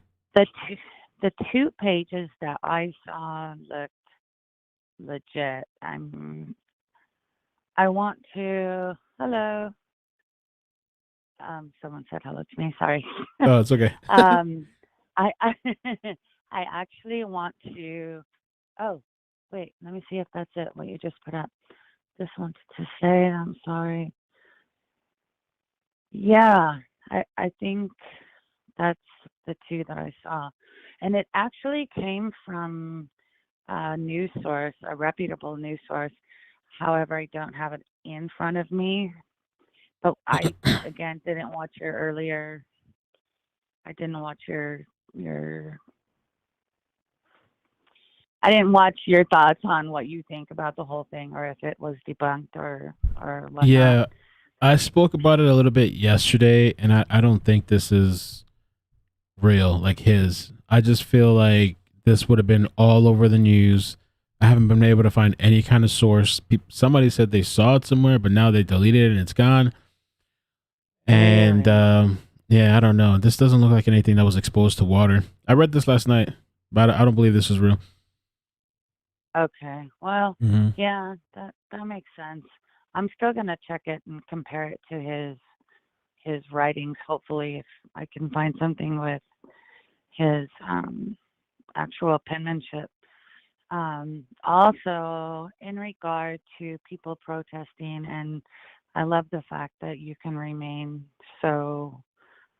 I don't want to say you're on the fence, but like you give everybody a chance to give their own opinions, All and right. you don't necessarily say like, oh well, here's mine, and that's the Go end to all. hell. Right. You're so cute. But I am sorry with the people protesting in the front. I heard you read that one comment. I mean, what do you think? Do you think it's okay to be protesting and saying I your think son's going to hell?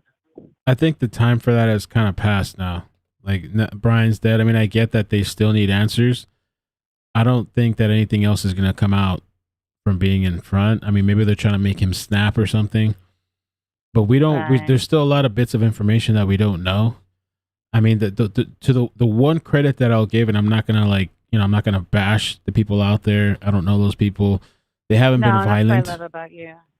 They haven't been violent. We've seen. I'm not even gonna go into that, but we've seen some of the things that've gone on months and last year and all this stuff, the nuttiness. So at least they weren't doing that. But we did hear certain things, like Molly said that there was like a cancer patient out there that was living in that neighborhood trying to rest and stuff. We saw the altercation with one of the neighbors too, where somebody was trespassing. We actually saw the video. And so there's things that are like, I definitely, I wouldn't condone. I don't think that they, are going to talk because there's people outside. But I think they were kind of to the breaking point, but I think the time for that is kind of past now. Like, the guy's dead. True. I still think morally speaking, they're wrong. They should have contacted Gabby's parents. I know everybody Right. said that. Right. And trust me, if I didn't live in California, I probably would have been in their front yard. And I know it's not going to do anything to bring anyone back, but that's just bleep bleep. They know. You know what I mean? That's just, they know. Well, thank you. So I appreciate the I'm call. curious. Yeah, sorry, I didn't mean to. I That's get okay. nervous anyway when I'm doing No, it's stuff okay. It like was a good this, so- conversation. and sorry if y'all couldn't hear me. I'm not drunk. Get out of No, here. I don't even look drink into the chat. alcohol. I'm telling you. Yeah, when people look in the chat, I tell them it's like you're crossing a like, tightrope. Don't look down. Don't look down. Just keep crossing. Don't look down. I know. I don't drink alcohol, by the way, but thank you. Thank you All so right, Nell, much. it was Appreciate good it. talking to you for the first Good talking time. to you too. Have a good evening. You too. Thanks. Bye. Bye. Don't look down. Don't look down, man. 904. How you doing? Where you calling from? Hello? Hi. Hey, it's Kelly from Jacksonville. Haven't Hey, called in Kelly. a long time. What's up? Hope you're doing good. Oh, I'm okay. How are you doing? Good. Not bad. Can't complain. This has all been pretty wild, hasn't it? Yeah. And it's kind of somewhat winding down. I mean, I hope that we get some answers. I mean, of course, the parents need it more than anybody. I had a really interesting conversation with somebody last night. I'll just say this real quick. I know I'm kind of taking your time, but I'll give you a little extra. I spoke to somebody last night and they were telling me it's kind of interesting how the tables have somewhat turned. And what I mean, and they didn't mean this in a nasty way, but they were just saying that, like, Brian was kind of gone. Now his parents didn't know where he was at. Now his parents don't have any answers. Now they don't know what happened. And it's kind of like the tables have turned and what? Now they want answers when they weren't willing to give those same answers to Gabby or her family or friends or anything like that. Now it's kind of almost switched a bit. And now they don't know what happened to their child, So Yeah. kind of interesting. And kind of what happened to both people was similar in a little bit. I mean, Gabby was obviously murdered and he wasn't. But I mean, what happened to their bodies was similar in the end, I mean, after. So, and that's one thing that I was wondering because of him and his, I don't know what you would call it. I don't know if it would be an obsession or just the things that he liked or what you would call it, but his way of having everything be natural, if that wasn't what he intended for her and himself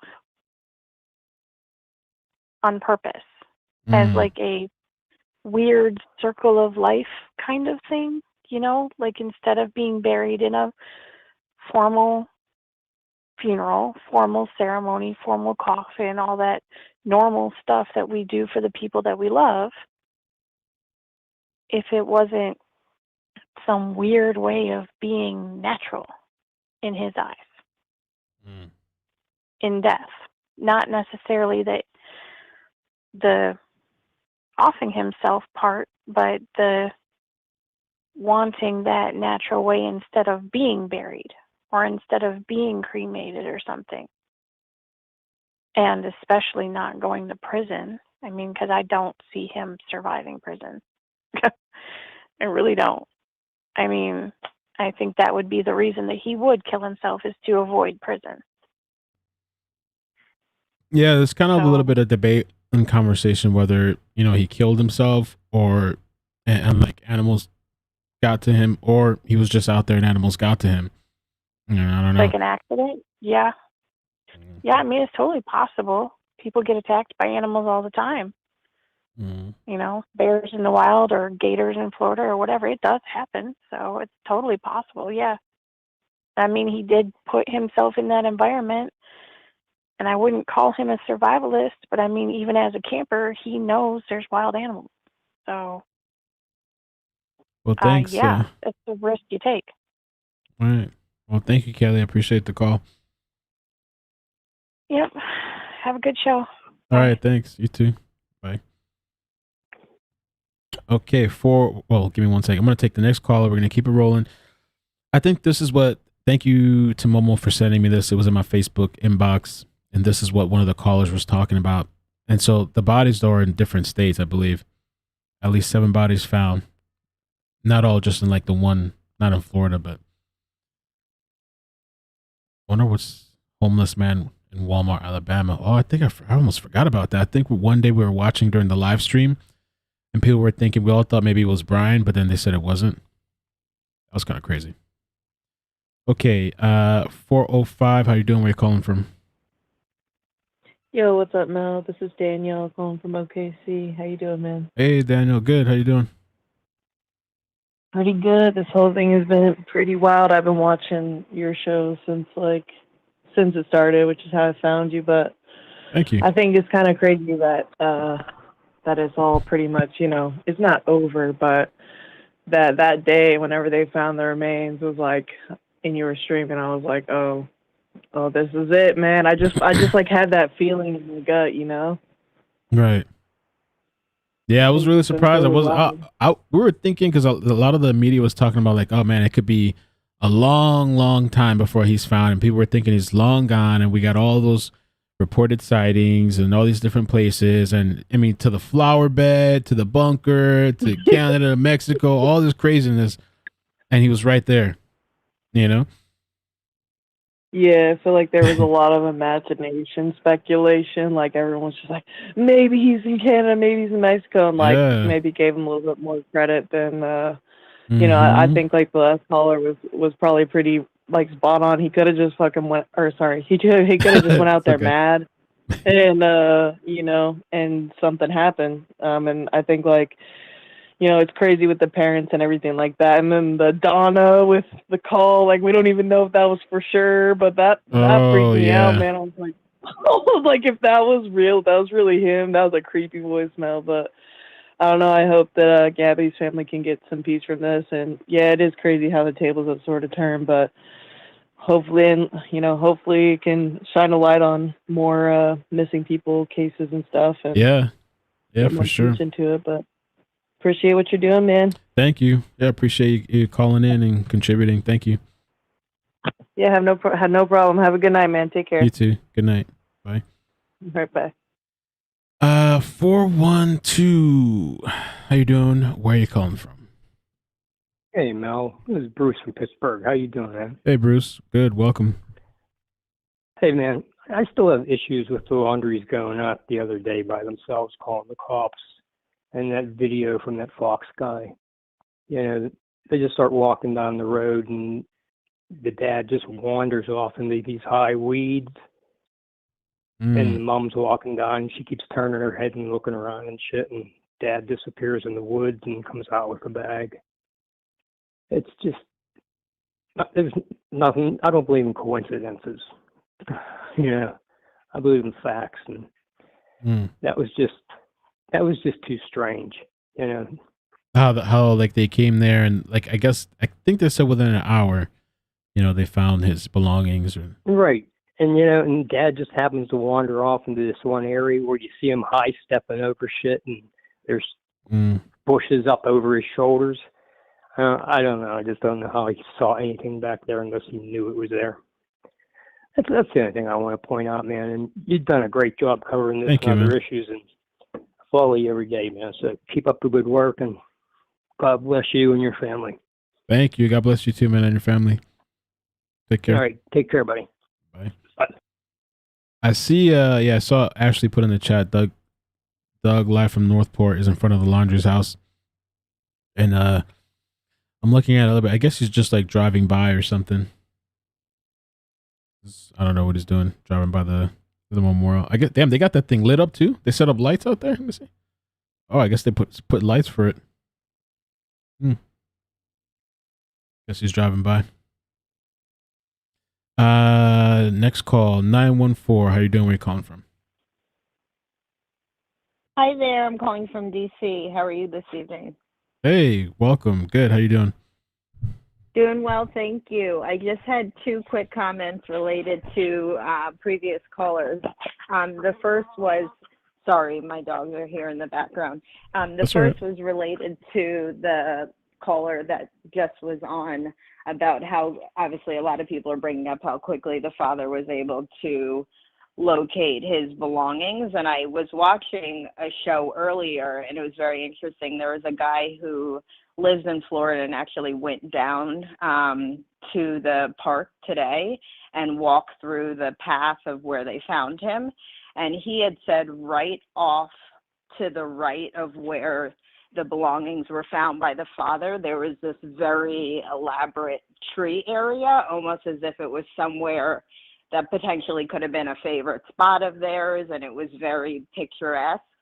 So potentially it is something or an area that he went to often, and the father was aware of it, and that was why he ventured off that way. And coincidentally, that's where his stuff was. Just one theory, putting that out there. And then the second thing was related to the lawyer's comment in the Ashleigh interview about the filing of the missing persons report. So the way I interpreted his statement was he was saying someone in the household filed the report. And so I was wondering, could he have been implying that the FBI agents or the police, the Northport police agents that were in the house at the time could have done that? And my question to you is, can the FBI or police file a missing persons report on behalf of a family or no? That's a good question, and I have no idea. I have no idea if they could just file it on their own. I don't know.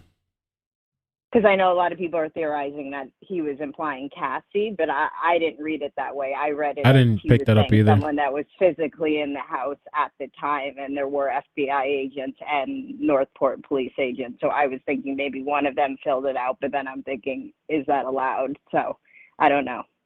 Something I was thinking about. That's a good question. Yeah. I mean, somebody said that's what I thought. The police must have reported him missing. Yeah, I don't know. No. Anyone can file a missing persons report. Okay.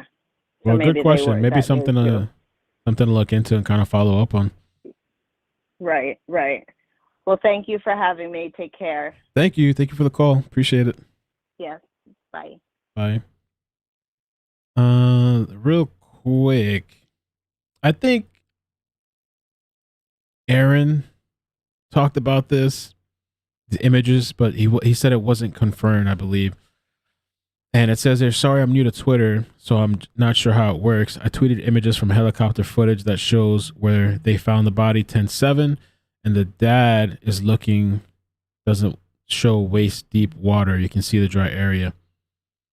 So this is supposedly, allegedly, 10/7. And this is like I guess the area here. Big slow. 10/20. I'm not sure. And I think Aaron he's a good channel to check out. I had him on, I think it was yesterday. It's all a blur, but it was yesterday. Good channel to check out. I'll take the next call, but I'll put the link to his channel in the description. 318. How you doing? Where you calling from? Oh. Hey, this is hey. Hey. As soon as I went on, the dog started barking. But yeah, I just wanted to make a couple of statements or observations. I just want to start off with saying, first, I think Brian did kill Gabby, but I also want to say that until the DNA comes back from Gabby's body, they can't really actually say that the case is closed because they can't rule out anybody else or a third party doing it. Right. So I guess there's still a lot left to go in the case in order to give Gabby and her family justice. Now, if they have some kind of hard evidence that the public doesn't know about pointing to Brian, then yes, everything's done. It's a done deal. But if they come back with DNA from the third party, there still may be somebody else out there. So that's just my thoughts on that. Right. But I wonder if they're going to release more, or they're going to still hold. I hope so. Yeah. I hope so. I hope at least her family will get answers and everything will actually come to light. But that's pretty much all I wanted to say, that there is still a lot more to go in the investigation, and if they close it now, it's going to be an injustice to Gabby and her family without ruling anybody else out. Yeah, no, I think they should, confirm and release whatever else eventually at least to definitively say even what we're all thinking, or most of us are thinking, I guess. Right. Okay, but that's all I wanted to say. And Thank you. keep up good work. All right. Appreciate it. Thank Have you a for good night. calling in. All right, you too. Uh-huh.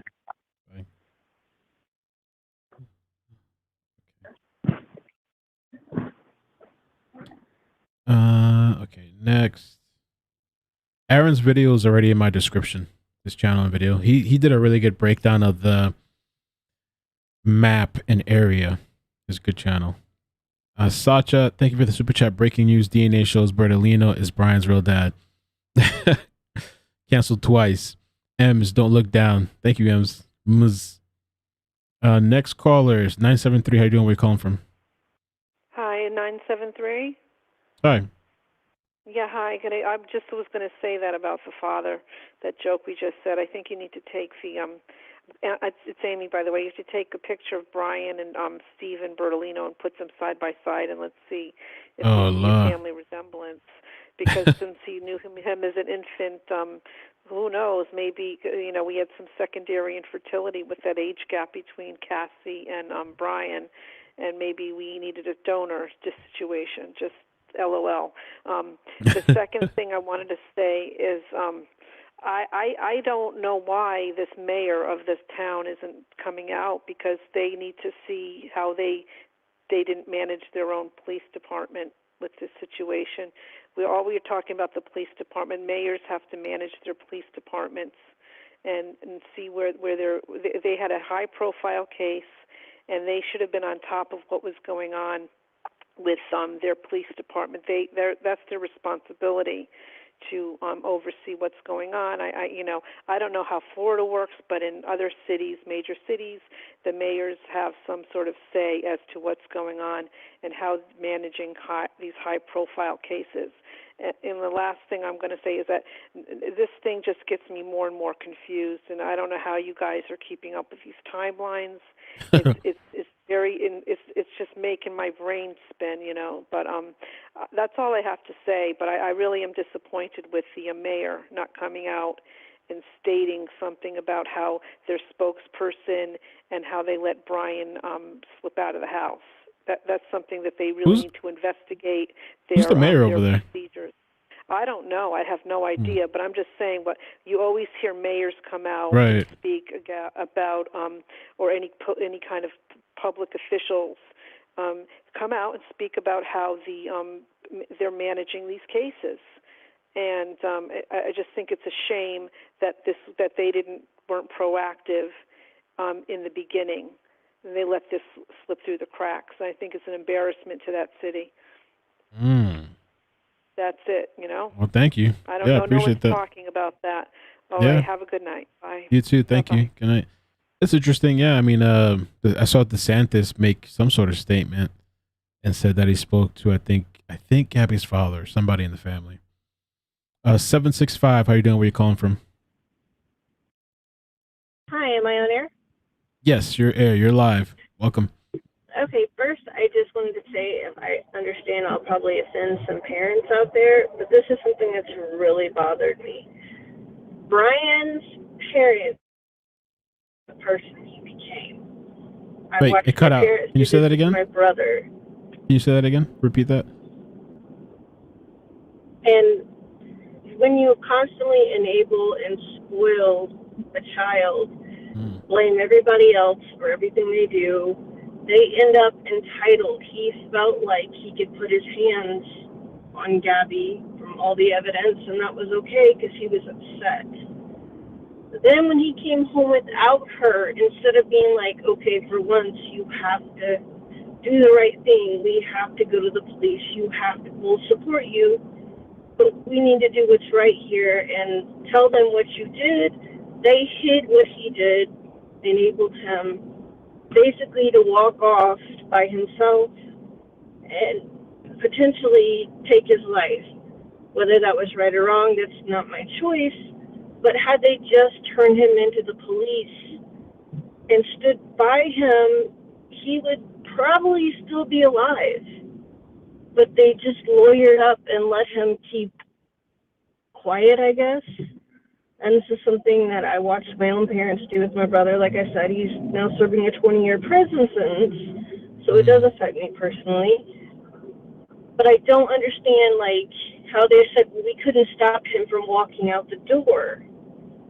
You could have, by making him be accountable for his actions.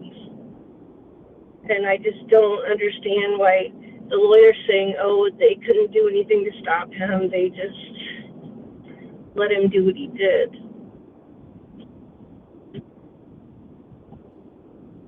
Well, yeah, thank you for the call. I mean, I did hear, I think it was the attorney say that supposedly, I think Brian's father felt he wished he could have stopped him from leaving or something like that. But I guess he just left, and supposedly he was upset when he left, you know.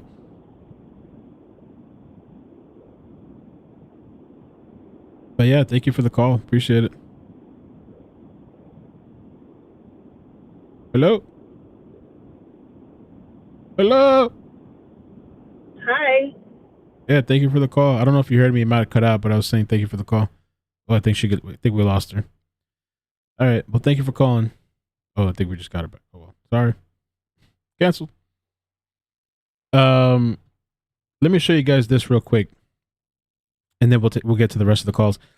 Shelby, by the way, she has the best timeline on this story, in my opinion. So you can find her. Just type in Shelby. Oh Lord. Trying. Sorry, don't get mad at me. But this is an interesting clip because there's been kind of a mystery of who is Doug is live from Northport. I had this one guy, Anthony, call in. He's a subscriber, and he told me that.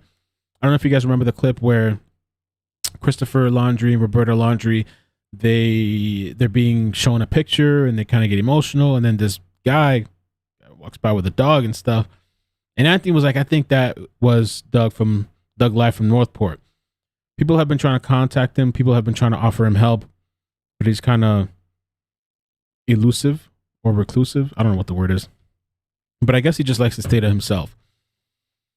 And so it says, funny story. It was me, not a news lady. I'm calling out Doug live from Northport. He doesn't talk to anyone, but says he's here for the public. He don't answer calls or texts. I'm labeling him bogus. People have been trying to track him down, find out who he is. Who is Doug from Northport? What's going on? There. But we're here, right by the laundry house. I heard the police just came and told them that they confirmed that it was Brian found. His body was found.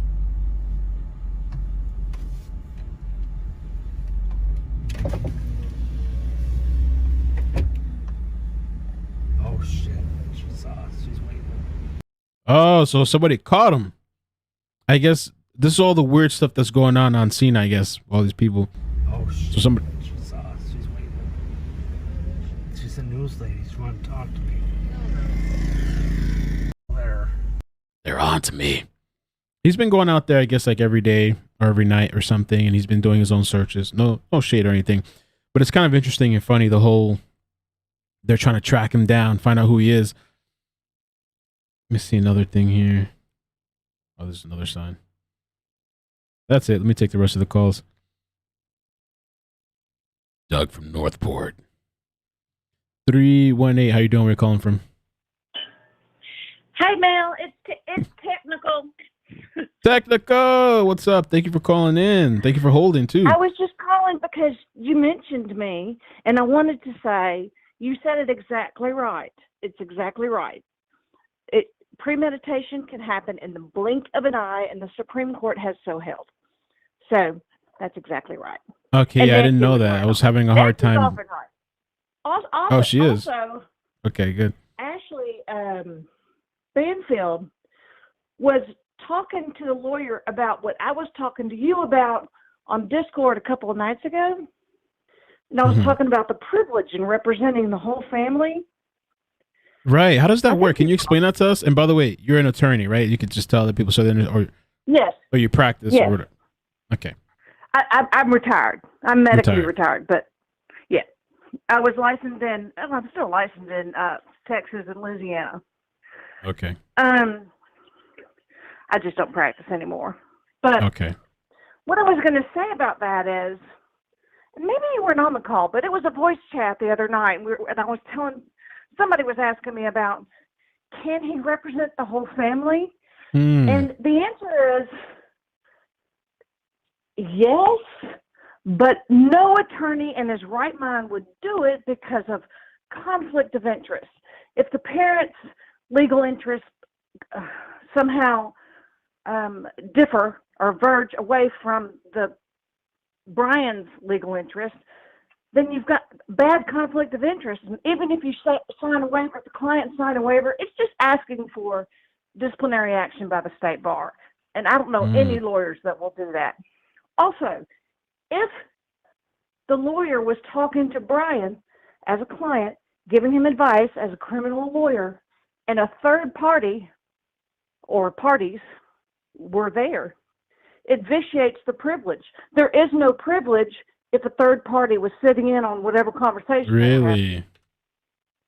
So that eliminates. That's why Ashleigh was going so hard about, did you talk to them together? Were they individual talks? Anyway. Right. Makes sense. Thank you. She's been a legal analyst for a long time, but I don't think she has a law degree. I know she went to school in Canada and has postgraduate degrees in French and stuff, but and she's been a legal analyst for a long time, but I don't think she has a law degree. But she was excellent last night. Yeah, I thought she did great too. She did a really good job. Do you think they planned that kind of like to set up a little bit, or well, with yeah. Brian? Those are questions I would have. Right. You know, I was just like, go Ashleigh. I remember, and I'm going to date myself, but she was on the ground in 9/11. She was in Manhattan and downtown. I mean, on the lower end of Manhattan, and reporting from the ground. I've always thought she was a good reporter, but she did very well from a legal standpoint. Although, again, I don't think she's a lawyer, but she's been a legal analyst forever. So I don't know how that happened. Okay. Nancy Grace, thank on you the so other much. hand, is a lawyer. Nancy Grace is a lawyer. Okay. She's a lawyer. She's a retired prosecutor. Okay. So,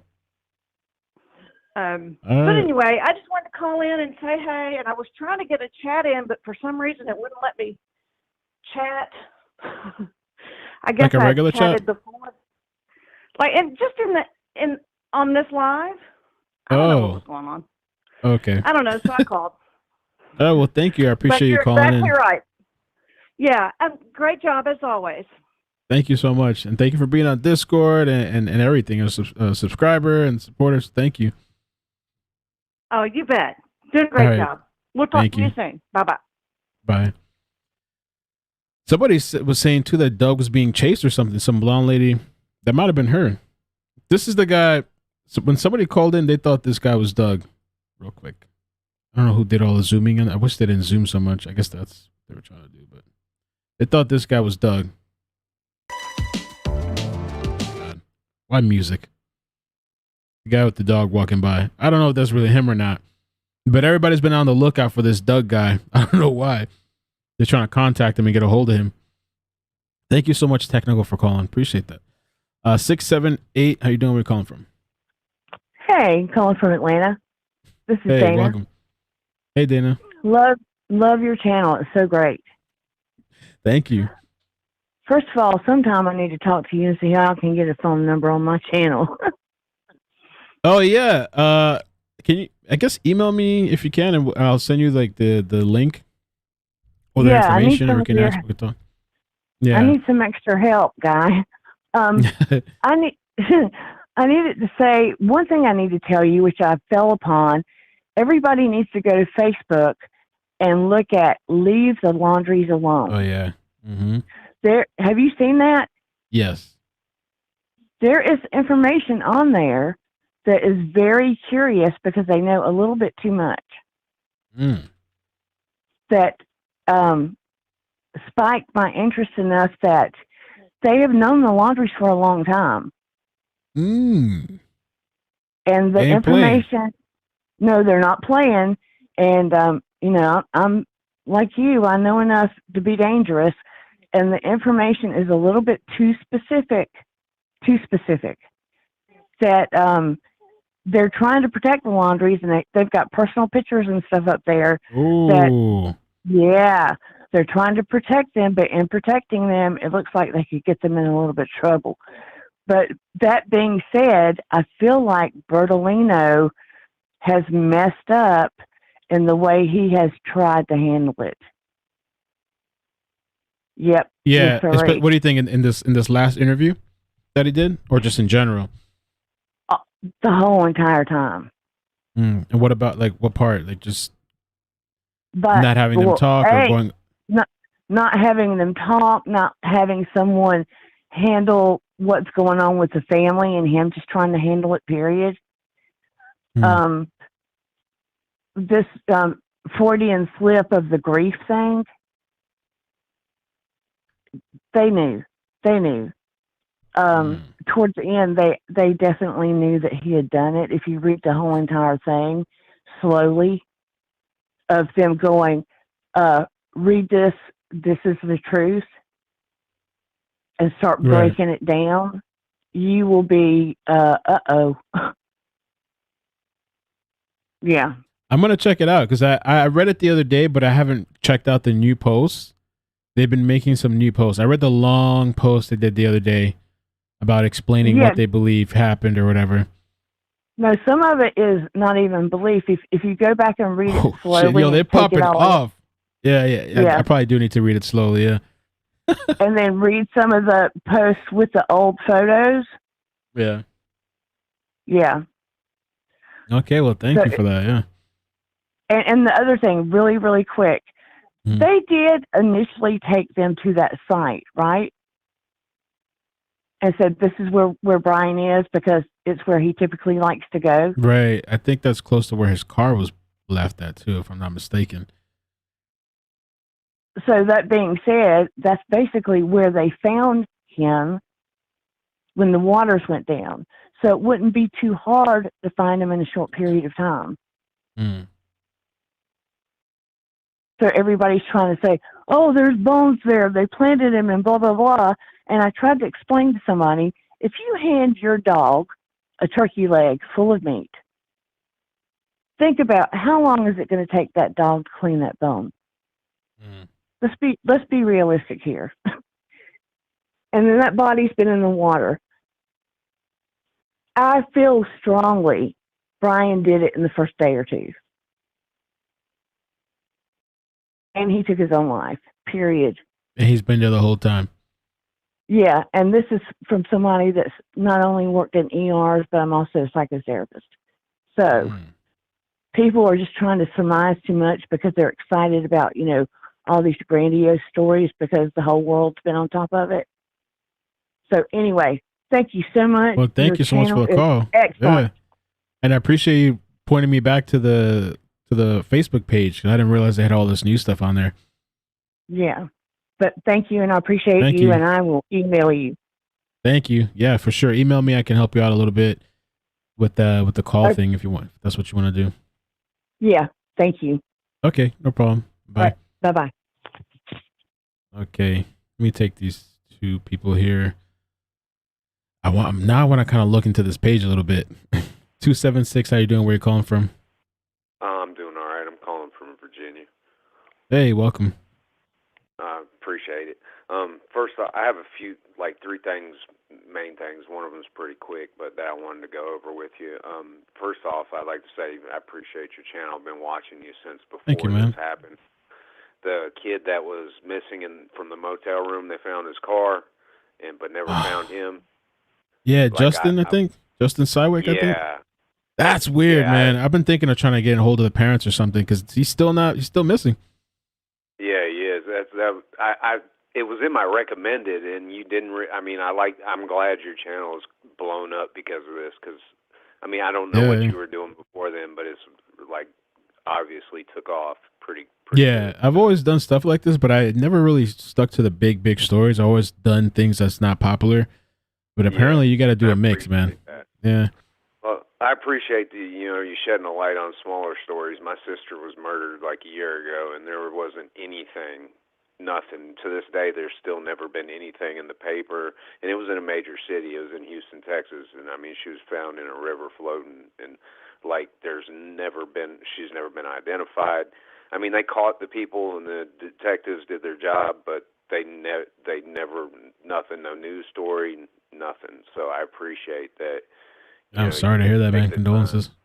Yeah. It is what it is. I mean, I don't mean to sound heartless, but I just want to say that first off. But the note that you posted earlier, I went and looked at it. Whoever wrote that's left-handed. So we need to find out if Brian's left-handed or not, because you can tell by the way that the lettering is arched to the right. I'm left-handed.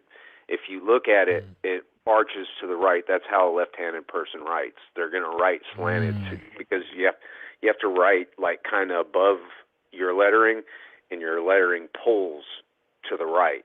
If you look like how it's kind of slanted, like say and that and I'm sorry, it's all like kind of pointed to the right of the paper. That's how a left-handed person would write.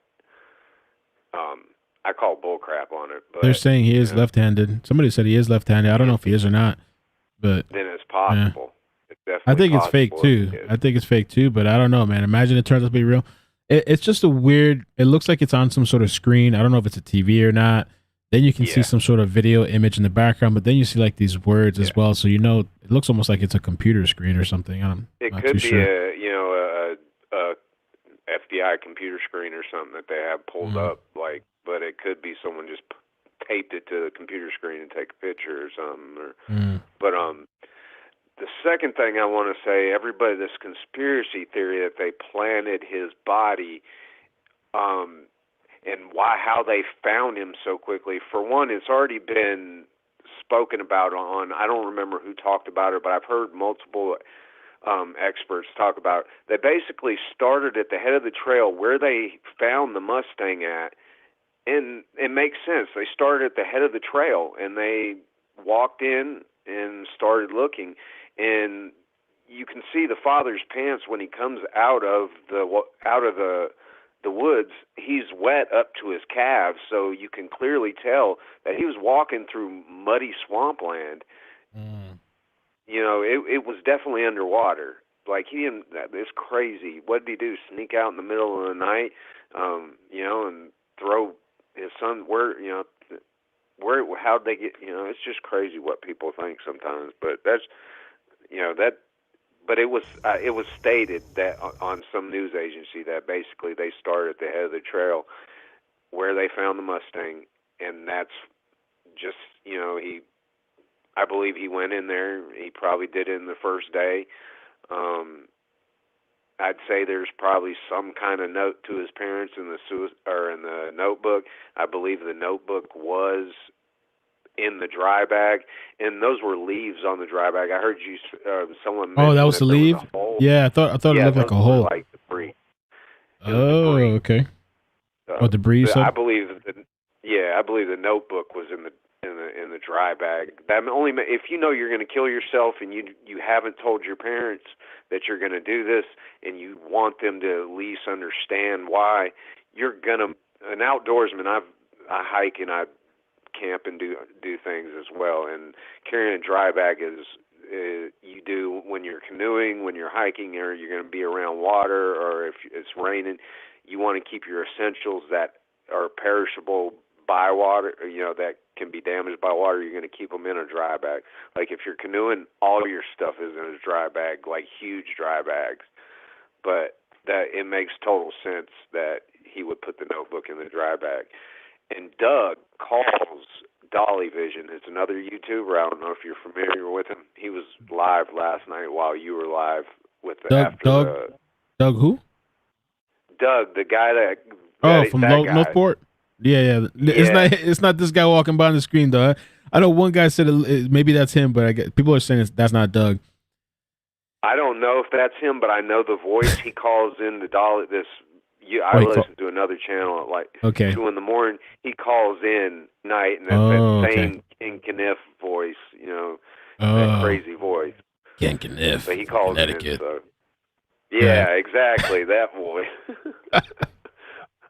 Well, I appreciate you. I watch you just about every live stream, and you stay on here for hours, so you're obviously dedicated to what you do. Thank you, I man. appreciate that. It takes a lot of work. So I hope this thing gets resolved and your channel continues to grow, and I'll keep on watching and subscribing. Thank you. Thank you, man. Thank you for the nice call. Appreciate it. Bye. Bye.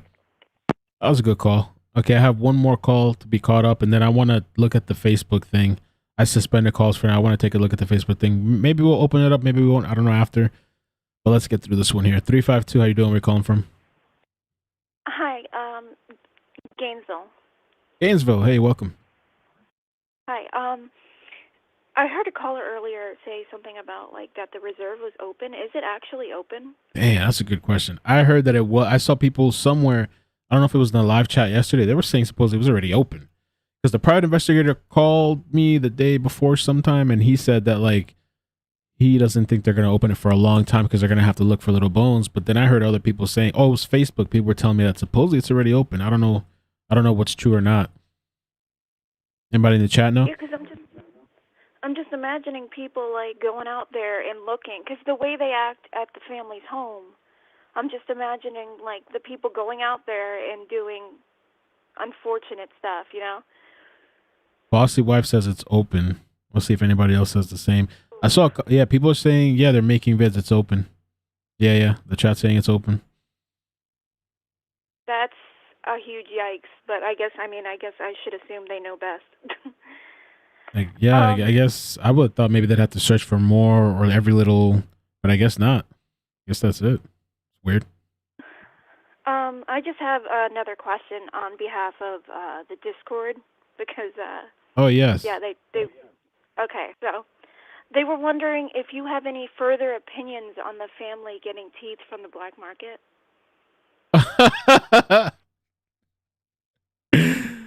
Oh my god. Is that for real or I don't even know? It's kind of a mix. Maybe I shouldn't have laughed like that. Sorry. The teeth thing. All right, the black market teeth. I don't believe it. I don't believe it, but I've heard people say that you can do something like fake teeth or something like that. I just don't know how that would work out. As far as I'm just trying to imagine, if they were to buy black market teeth, the thing is, I'm assuming they use previous dental records to match. You know what somebody told me the other day too, that maybe he took out his own teeth or he had his own teeth removed and left it. I don't know. I don't think it's possible. It's extreme. At this point, anything's possible, but also the odds of that. They're telling me to say no comment. Yeah, I don't think. I think because a lot of people their minds are getting going and going and going. I don't think that these people, Roberta and Christopher, went there and planted parts around the place. I mean, I know it's suspicious how fast they found the body, and the police are saying it's coincidence and everything's kind of weird. But I don't think it's that intricate. Kind of like Brian, where we're thinking all this stuff maybe it's not as deep or, planned out as we thought. This guy was maybe there the entire time. I don't know how they missed him. They're saying it was flooded in water, but even we saw that cadaver dog video thing where they said that the dogs can pick up the bodies through the water. So, but I don't know. So it's crazy. It's just it's a big tragedy. Is really what it is. The whole thing. Right. Well, thank you so much. I appreciate the call. Thank you.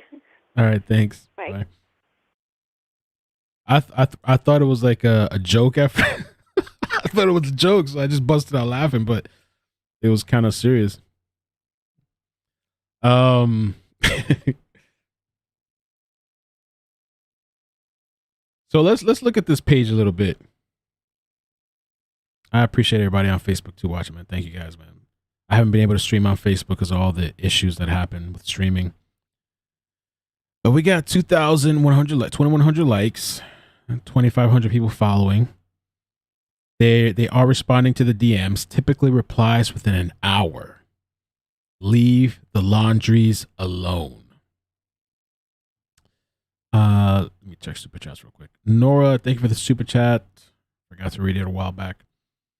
I don't like what Brian's parents did, but they lost their only son. Let's leave them alone for now. Thank you. April, Mel, do you think Chris picked up a gun lying by Brian's body and put it in his pants or in his waistband and walked out with it? No idea. I haven't thought about that, but no idea. I would have thought, yeah, I don't know. And I wonder what the people, maybe that's the video that people sent me. If there were people out there today, maybe yesterday, have they gone to where the body was found, the supposed body was found, or well, not the body, the remains, the skeleton. I thought it was a partial skull and like some other remains not intact, other bones. Albanian Anis says, guys, it wasn't just his teeth, it was the whole skull. That's all they actually found was his skull, his head. Hope that helps. The Brian Enton clip that we saw, I think last night, maybe we'll have to play it again. I forgot which clip it was. Brian Enton said that I thought it was a partial human skull and like other bones, but not a full body, but just other remains. I thought that's what it was. Weren't you in bed yet? I don't know. Partial skull, right? Brian Enton said also like some other bones there as well. That's what he said. And some people were talking about the whole, maybe the skull was partial because maybe he shot himself. So check out this post. This is from 6 hours ago. It says, I'm printing all your messages today. You'll get a message from me when yours is printed so you'll know they got it. I have help, so I'm going to try to laminate them and put them in a notebook, and I'll post the final product on here when I'm done. Thank God Denise just keeps coming up with all these ideas. I need to finish this before she decides she wants to turn them into a life-size collage or something. Keep them coming. Edit. I'll be away from the page throughout the day. I'd love to limit this to just support for the Laundries, as the two parents have lost a son who are grieving under a really hard circumstance. Page is not about Brian's guilt or innocence, definitely not to bash Gabby or her family. And for the love of God, if you don't like the Laundries, just get a life and leave them and the people with human compassion on this page alone. Grow up. And so it says here, Catherine, I don't know what, he shouldn't have put her whole name there, but they're going to come for her probably. All I know is the loudmouth, fat, nasty blonde that can't shut her trap needs to leave. She sure can fuel a fire and honestly look at these protesters, and the media keeps feeding them. LOL, shame on the camera people for constantly filming them. It all boils down to people are bored and nosy. If they had any couth, they'd go home. So I guess they're making this whole book of comments and messages from people in support of the Laundries. It's a little weird. I mean, that they're going to send these posts. Say anything bad about Gabby on this page and you will be banned. No dialogue. Neither is Brian. Neither is this. Sorry, I can't even read. This is neither a Brian support page or anti-Petito page. It's been said so many times.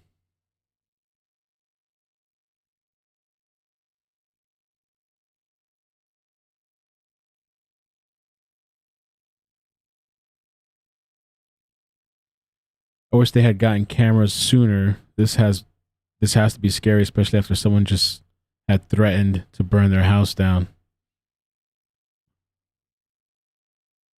When was this posted? Did we see this? Sure, we saw this, right? Oh yeah, I remember this. I don't think I ever saw the full video, right? Or no, we saw this.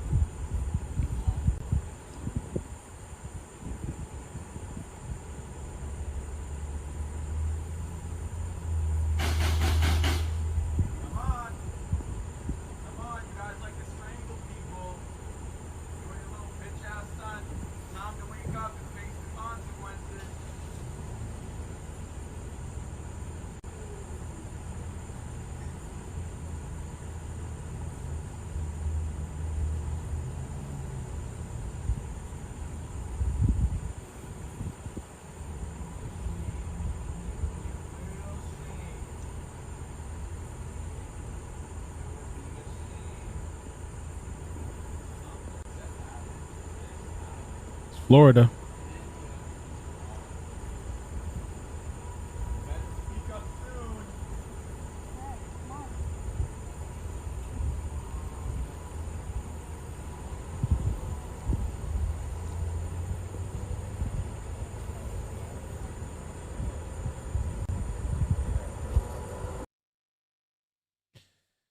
What a fiasco.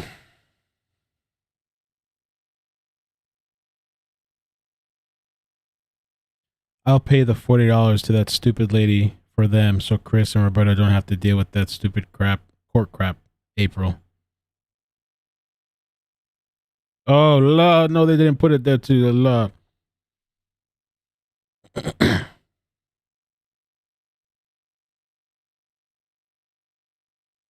The woman arrested for strangulation, allegedly. Google her.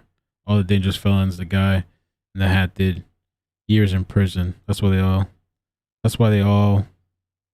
have all day and night. Hard to get a job with a background like that.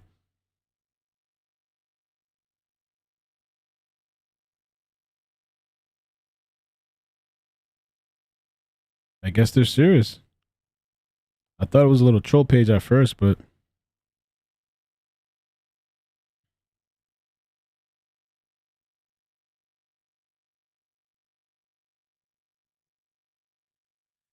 I don't know, man. So that's the Laundrie page. I'm not going to read that huge, long post from the other day that I read already.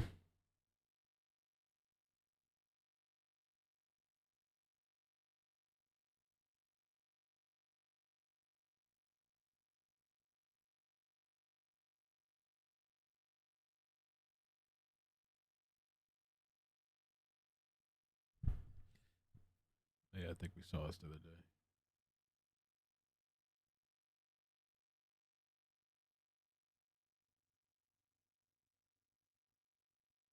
Oh my God.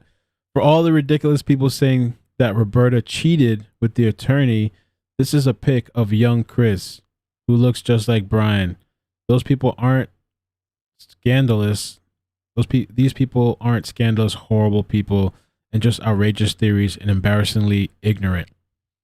So I guess he's addressing that maybe Brian is Stephen Bertolino's kid.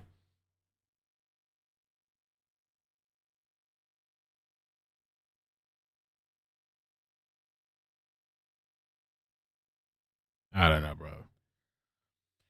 Anyway, man, thank you guys so much for joining tonight. Late night stream. Any of the Discord people want to say something? A little voice, or we good? Call it a night. Call it a night. Let me put the Discord link. Thank you. Who was that? Michelle, I think, for becoming a member. Thank you, Ellie, or L for the super chat. Gracias, amigos, muchachos.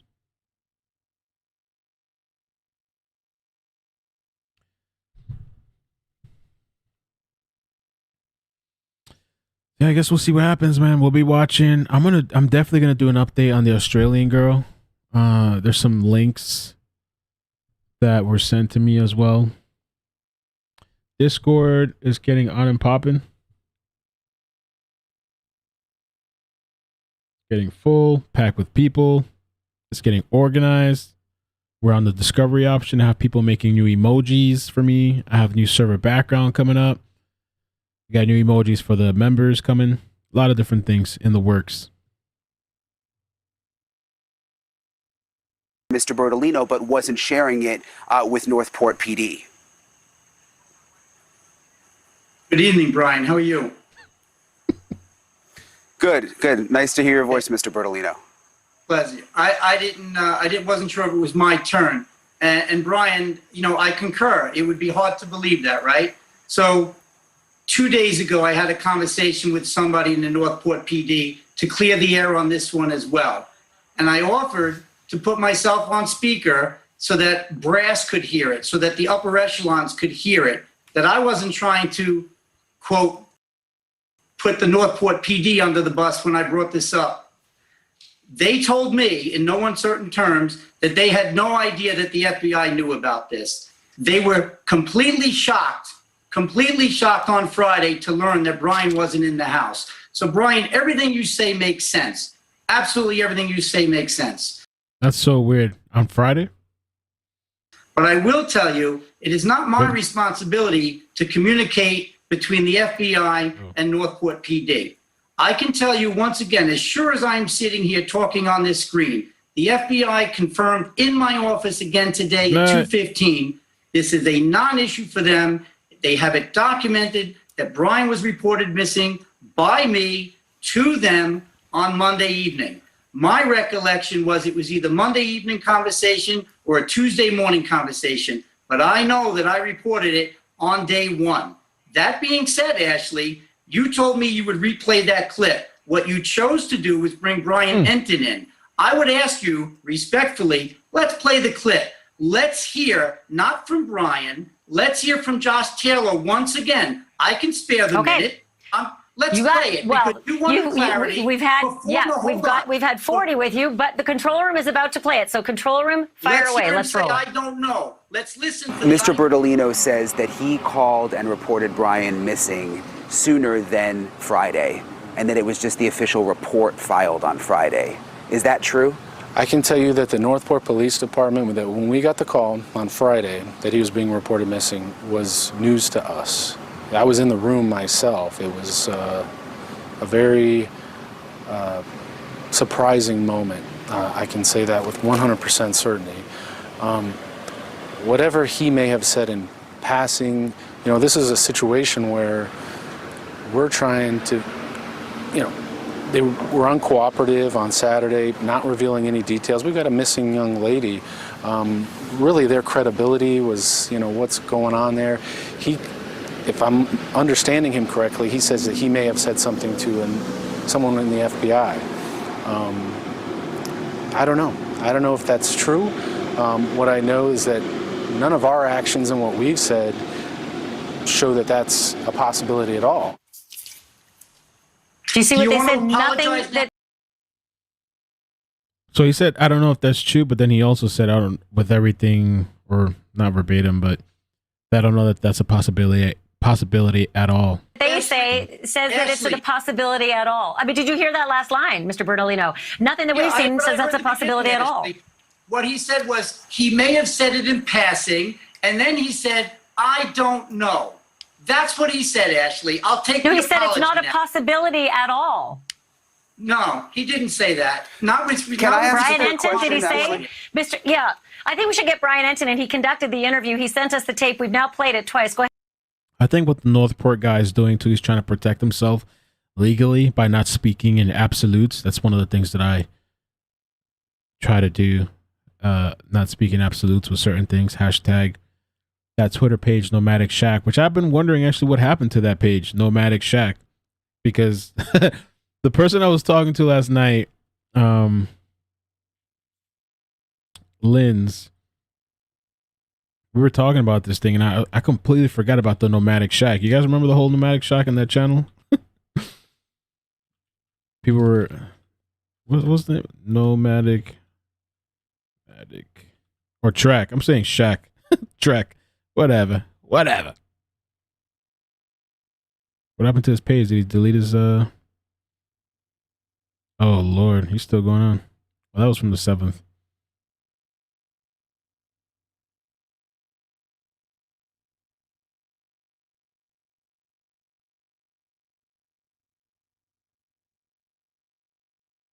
Well, this person's still online. I don't know if you guys remember that whole mess, but apparently, obviously, that's not Brian Laundrie on that Twitter page. If you guys remember that. No, I'm not talking about Nomadic Static. I'm talking about Nomadic Track. There was the whole Twitter drama where somebody believed that this was Brian Laundrie, and it was this whole mess. That account is still posting. All right? It's not Brian Laundrie. Unless people believe that Brian Laundrie's still alive and he's deciding to comment on this Twitter page. So, oh, sorry. Yeah, my volume might have been still loud. Sorry. Oops. Forgot to fix that. My bad. I had the volume up because of the other audio that was low. So. But yeah, that's it, man. That's it. Do I have to download Discord? If you're gonna use it on your cell phone, I think you have to download it. If you're on PC computer, you can use the web browser, but I recommend that you download the app. But you can just use the web browser.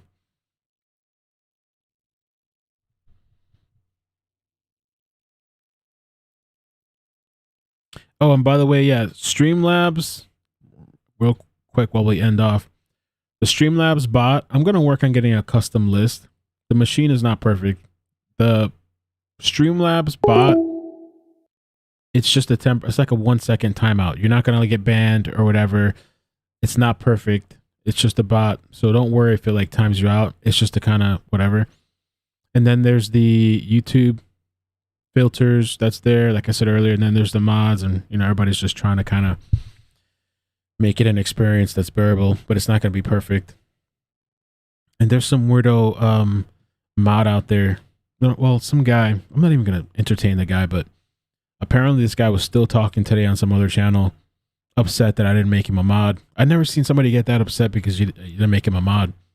He's kind of a weirdo, kind of obsessive. I saved the email. I showed it on Discord. I saved the email. I was like, this guy's a weirdo. A weirdo. He's like, oh, I'm on another channel, and we're bigger and we get more viewers and all that stuff. And I'm like, so go to that channel then. Why are you obsessing on this channel? I didn't know that was a thing for some people. Like, they die over this mod stuff. Jesus. You didn't accept me. You didn't take me. No. I can do a better job. I can type so many words per minute. I'm good with it. Your mods are nothing. Like, Jesus Christ. Weird person, man. Weird. Oh, my God. That guy's still, I think I mentioned him a while back. It's been like weeks. Hasn't it been weeks? I saw today that he was on another channel still talking about not being a mod. I was like, damn. That's serious for some people. Not that I want somebody around me like that anyway. A slithering snake. Why would I want a snake around me, right? Try to force their way into being a mod. Little reptile.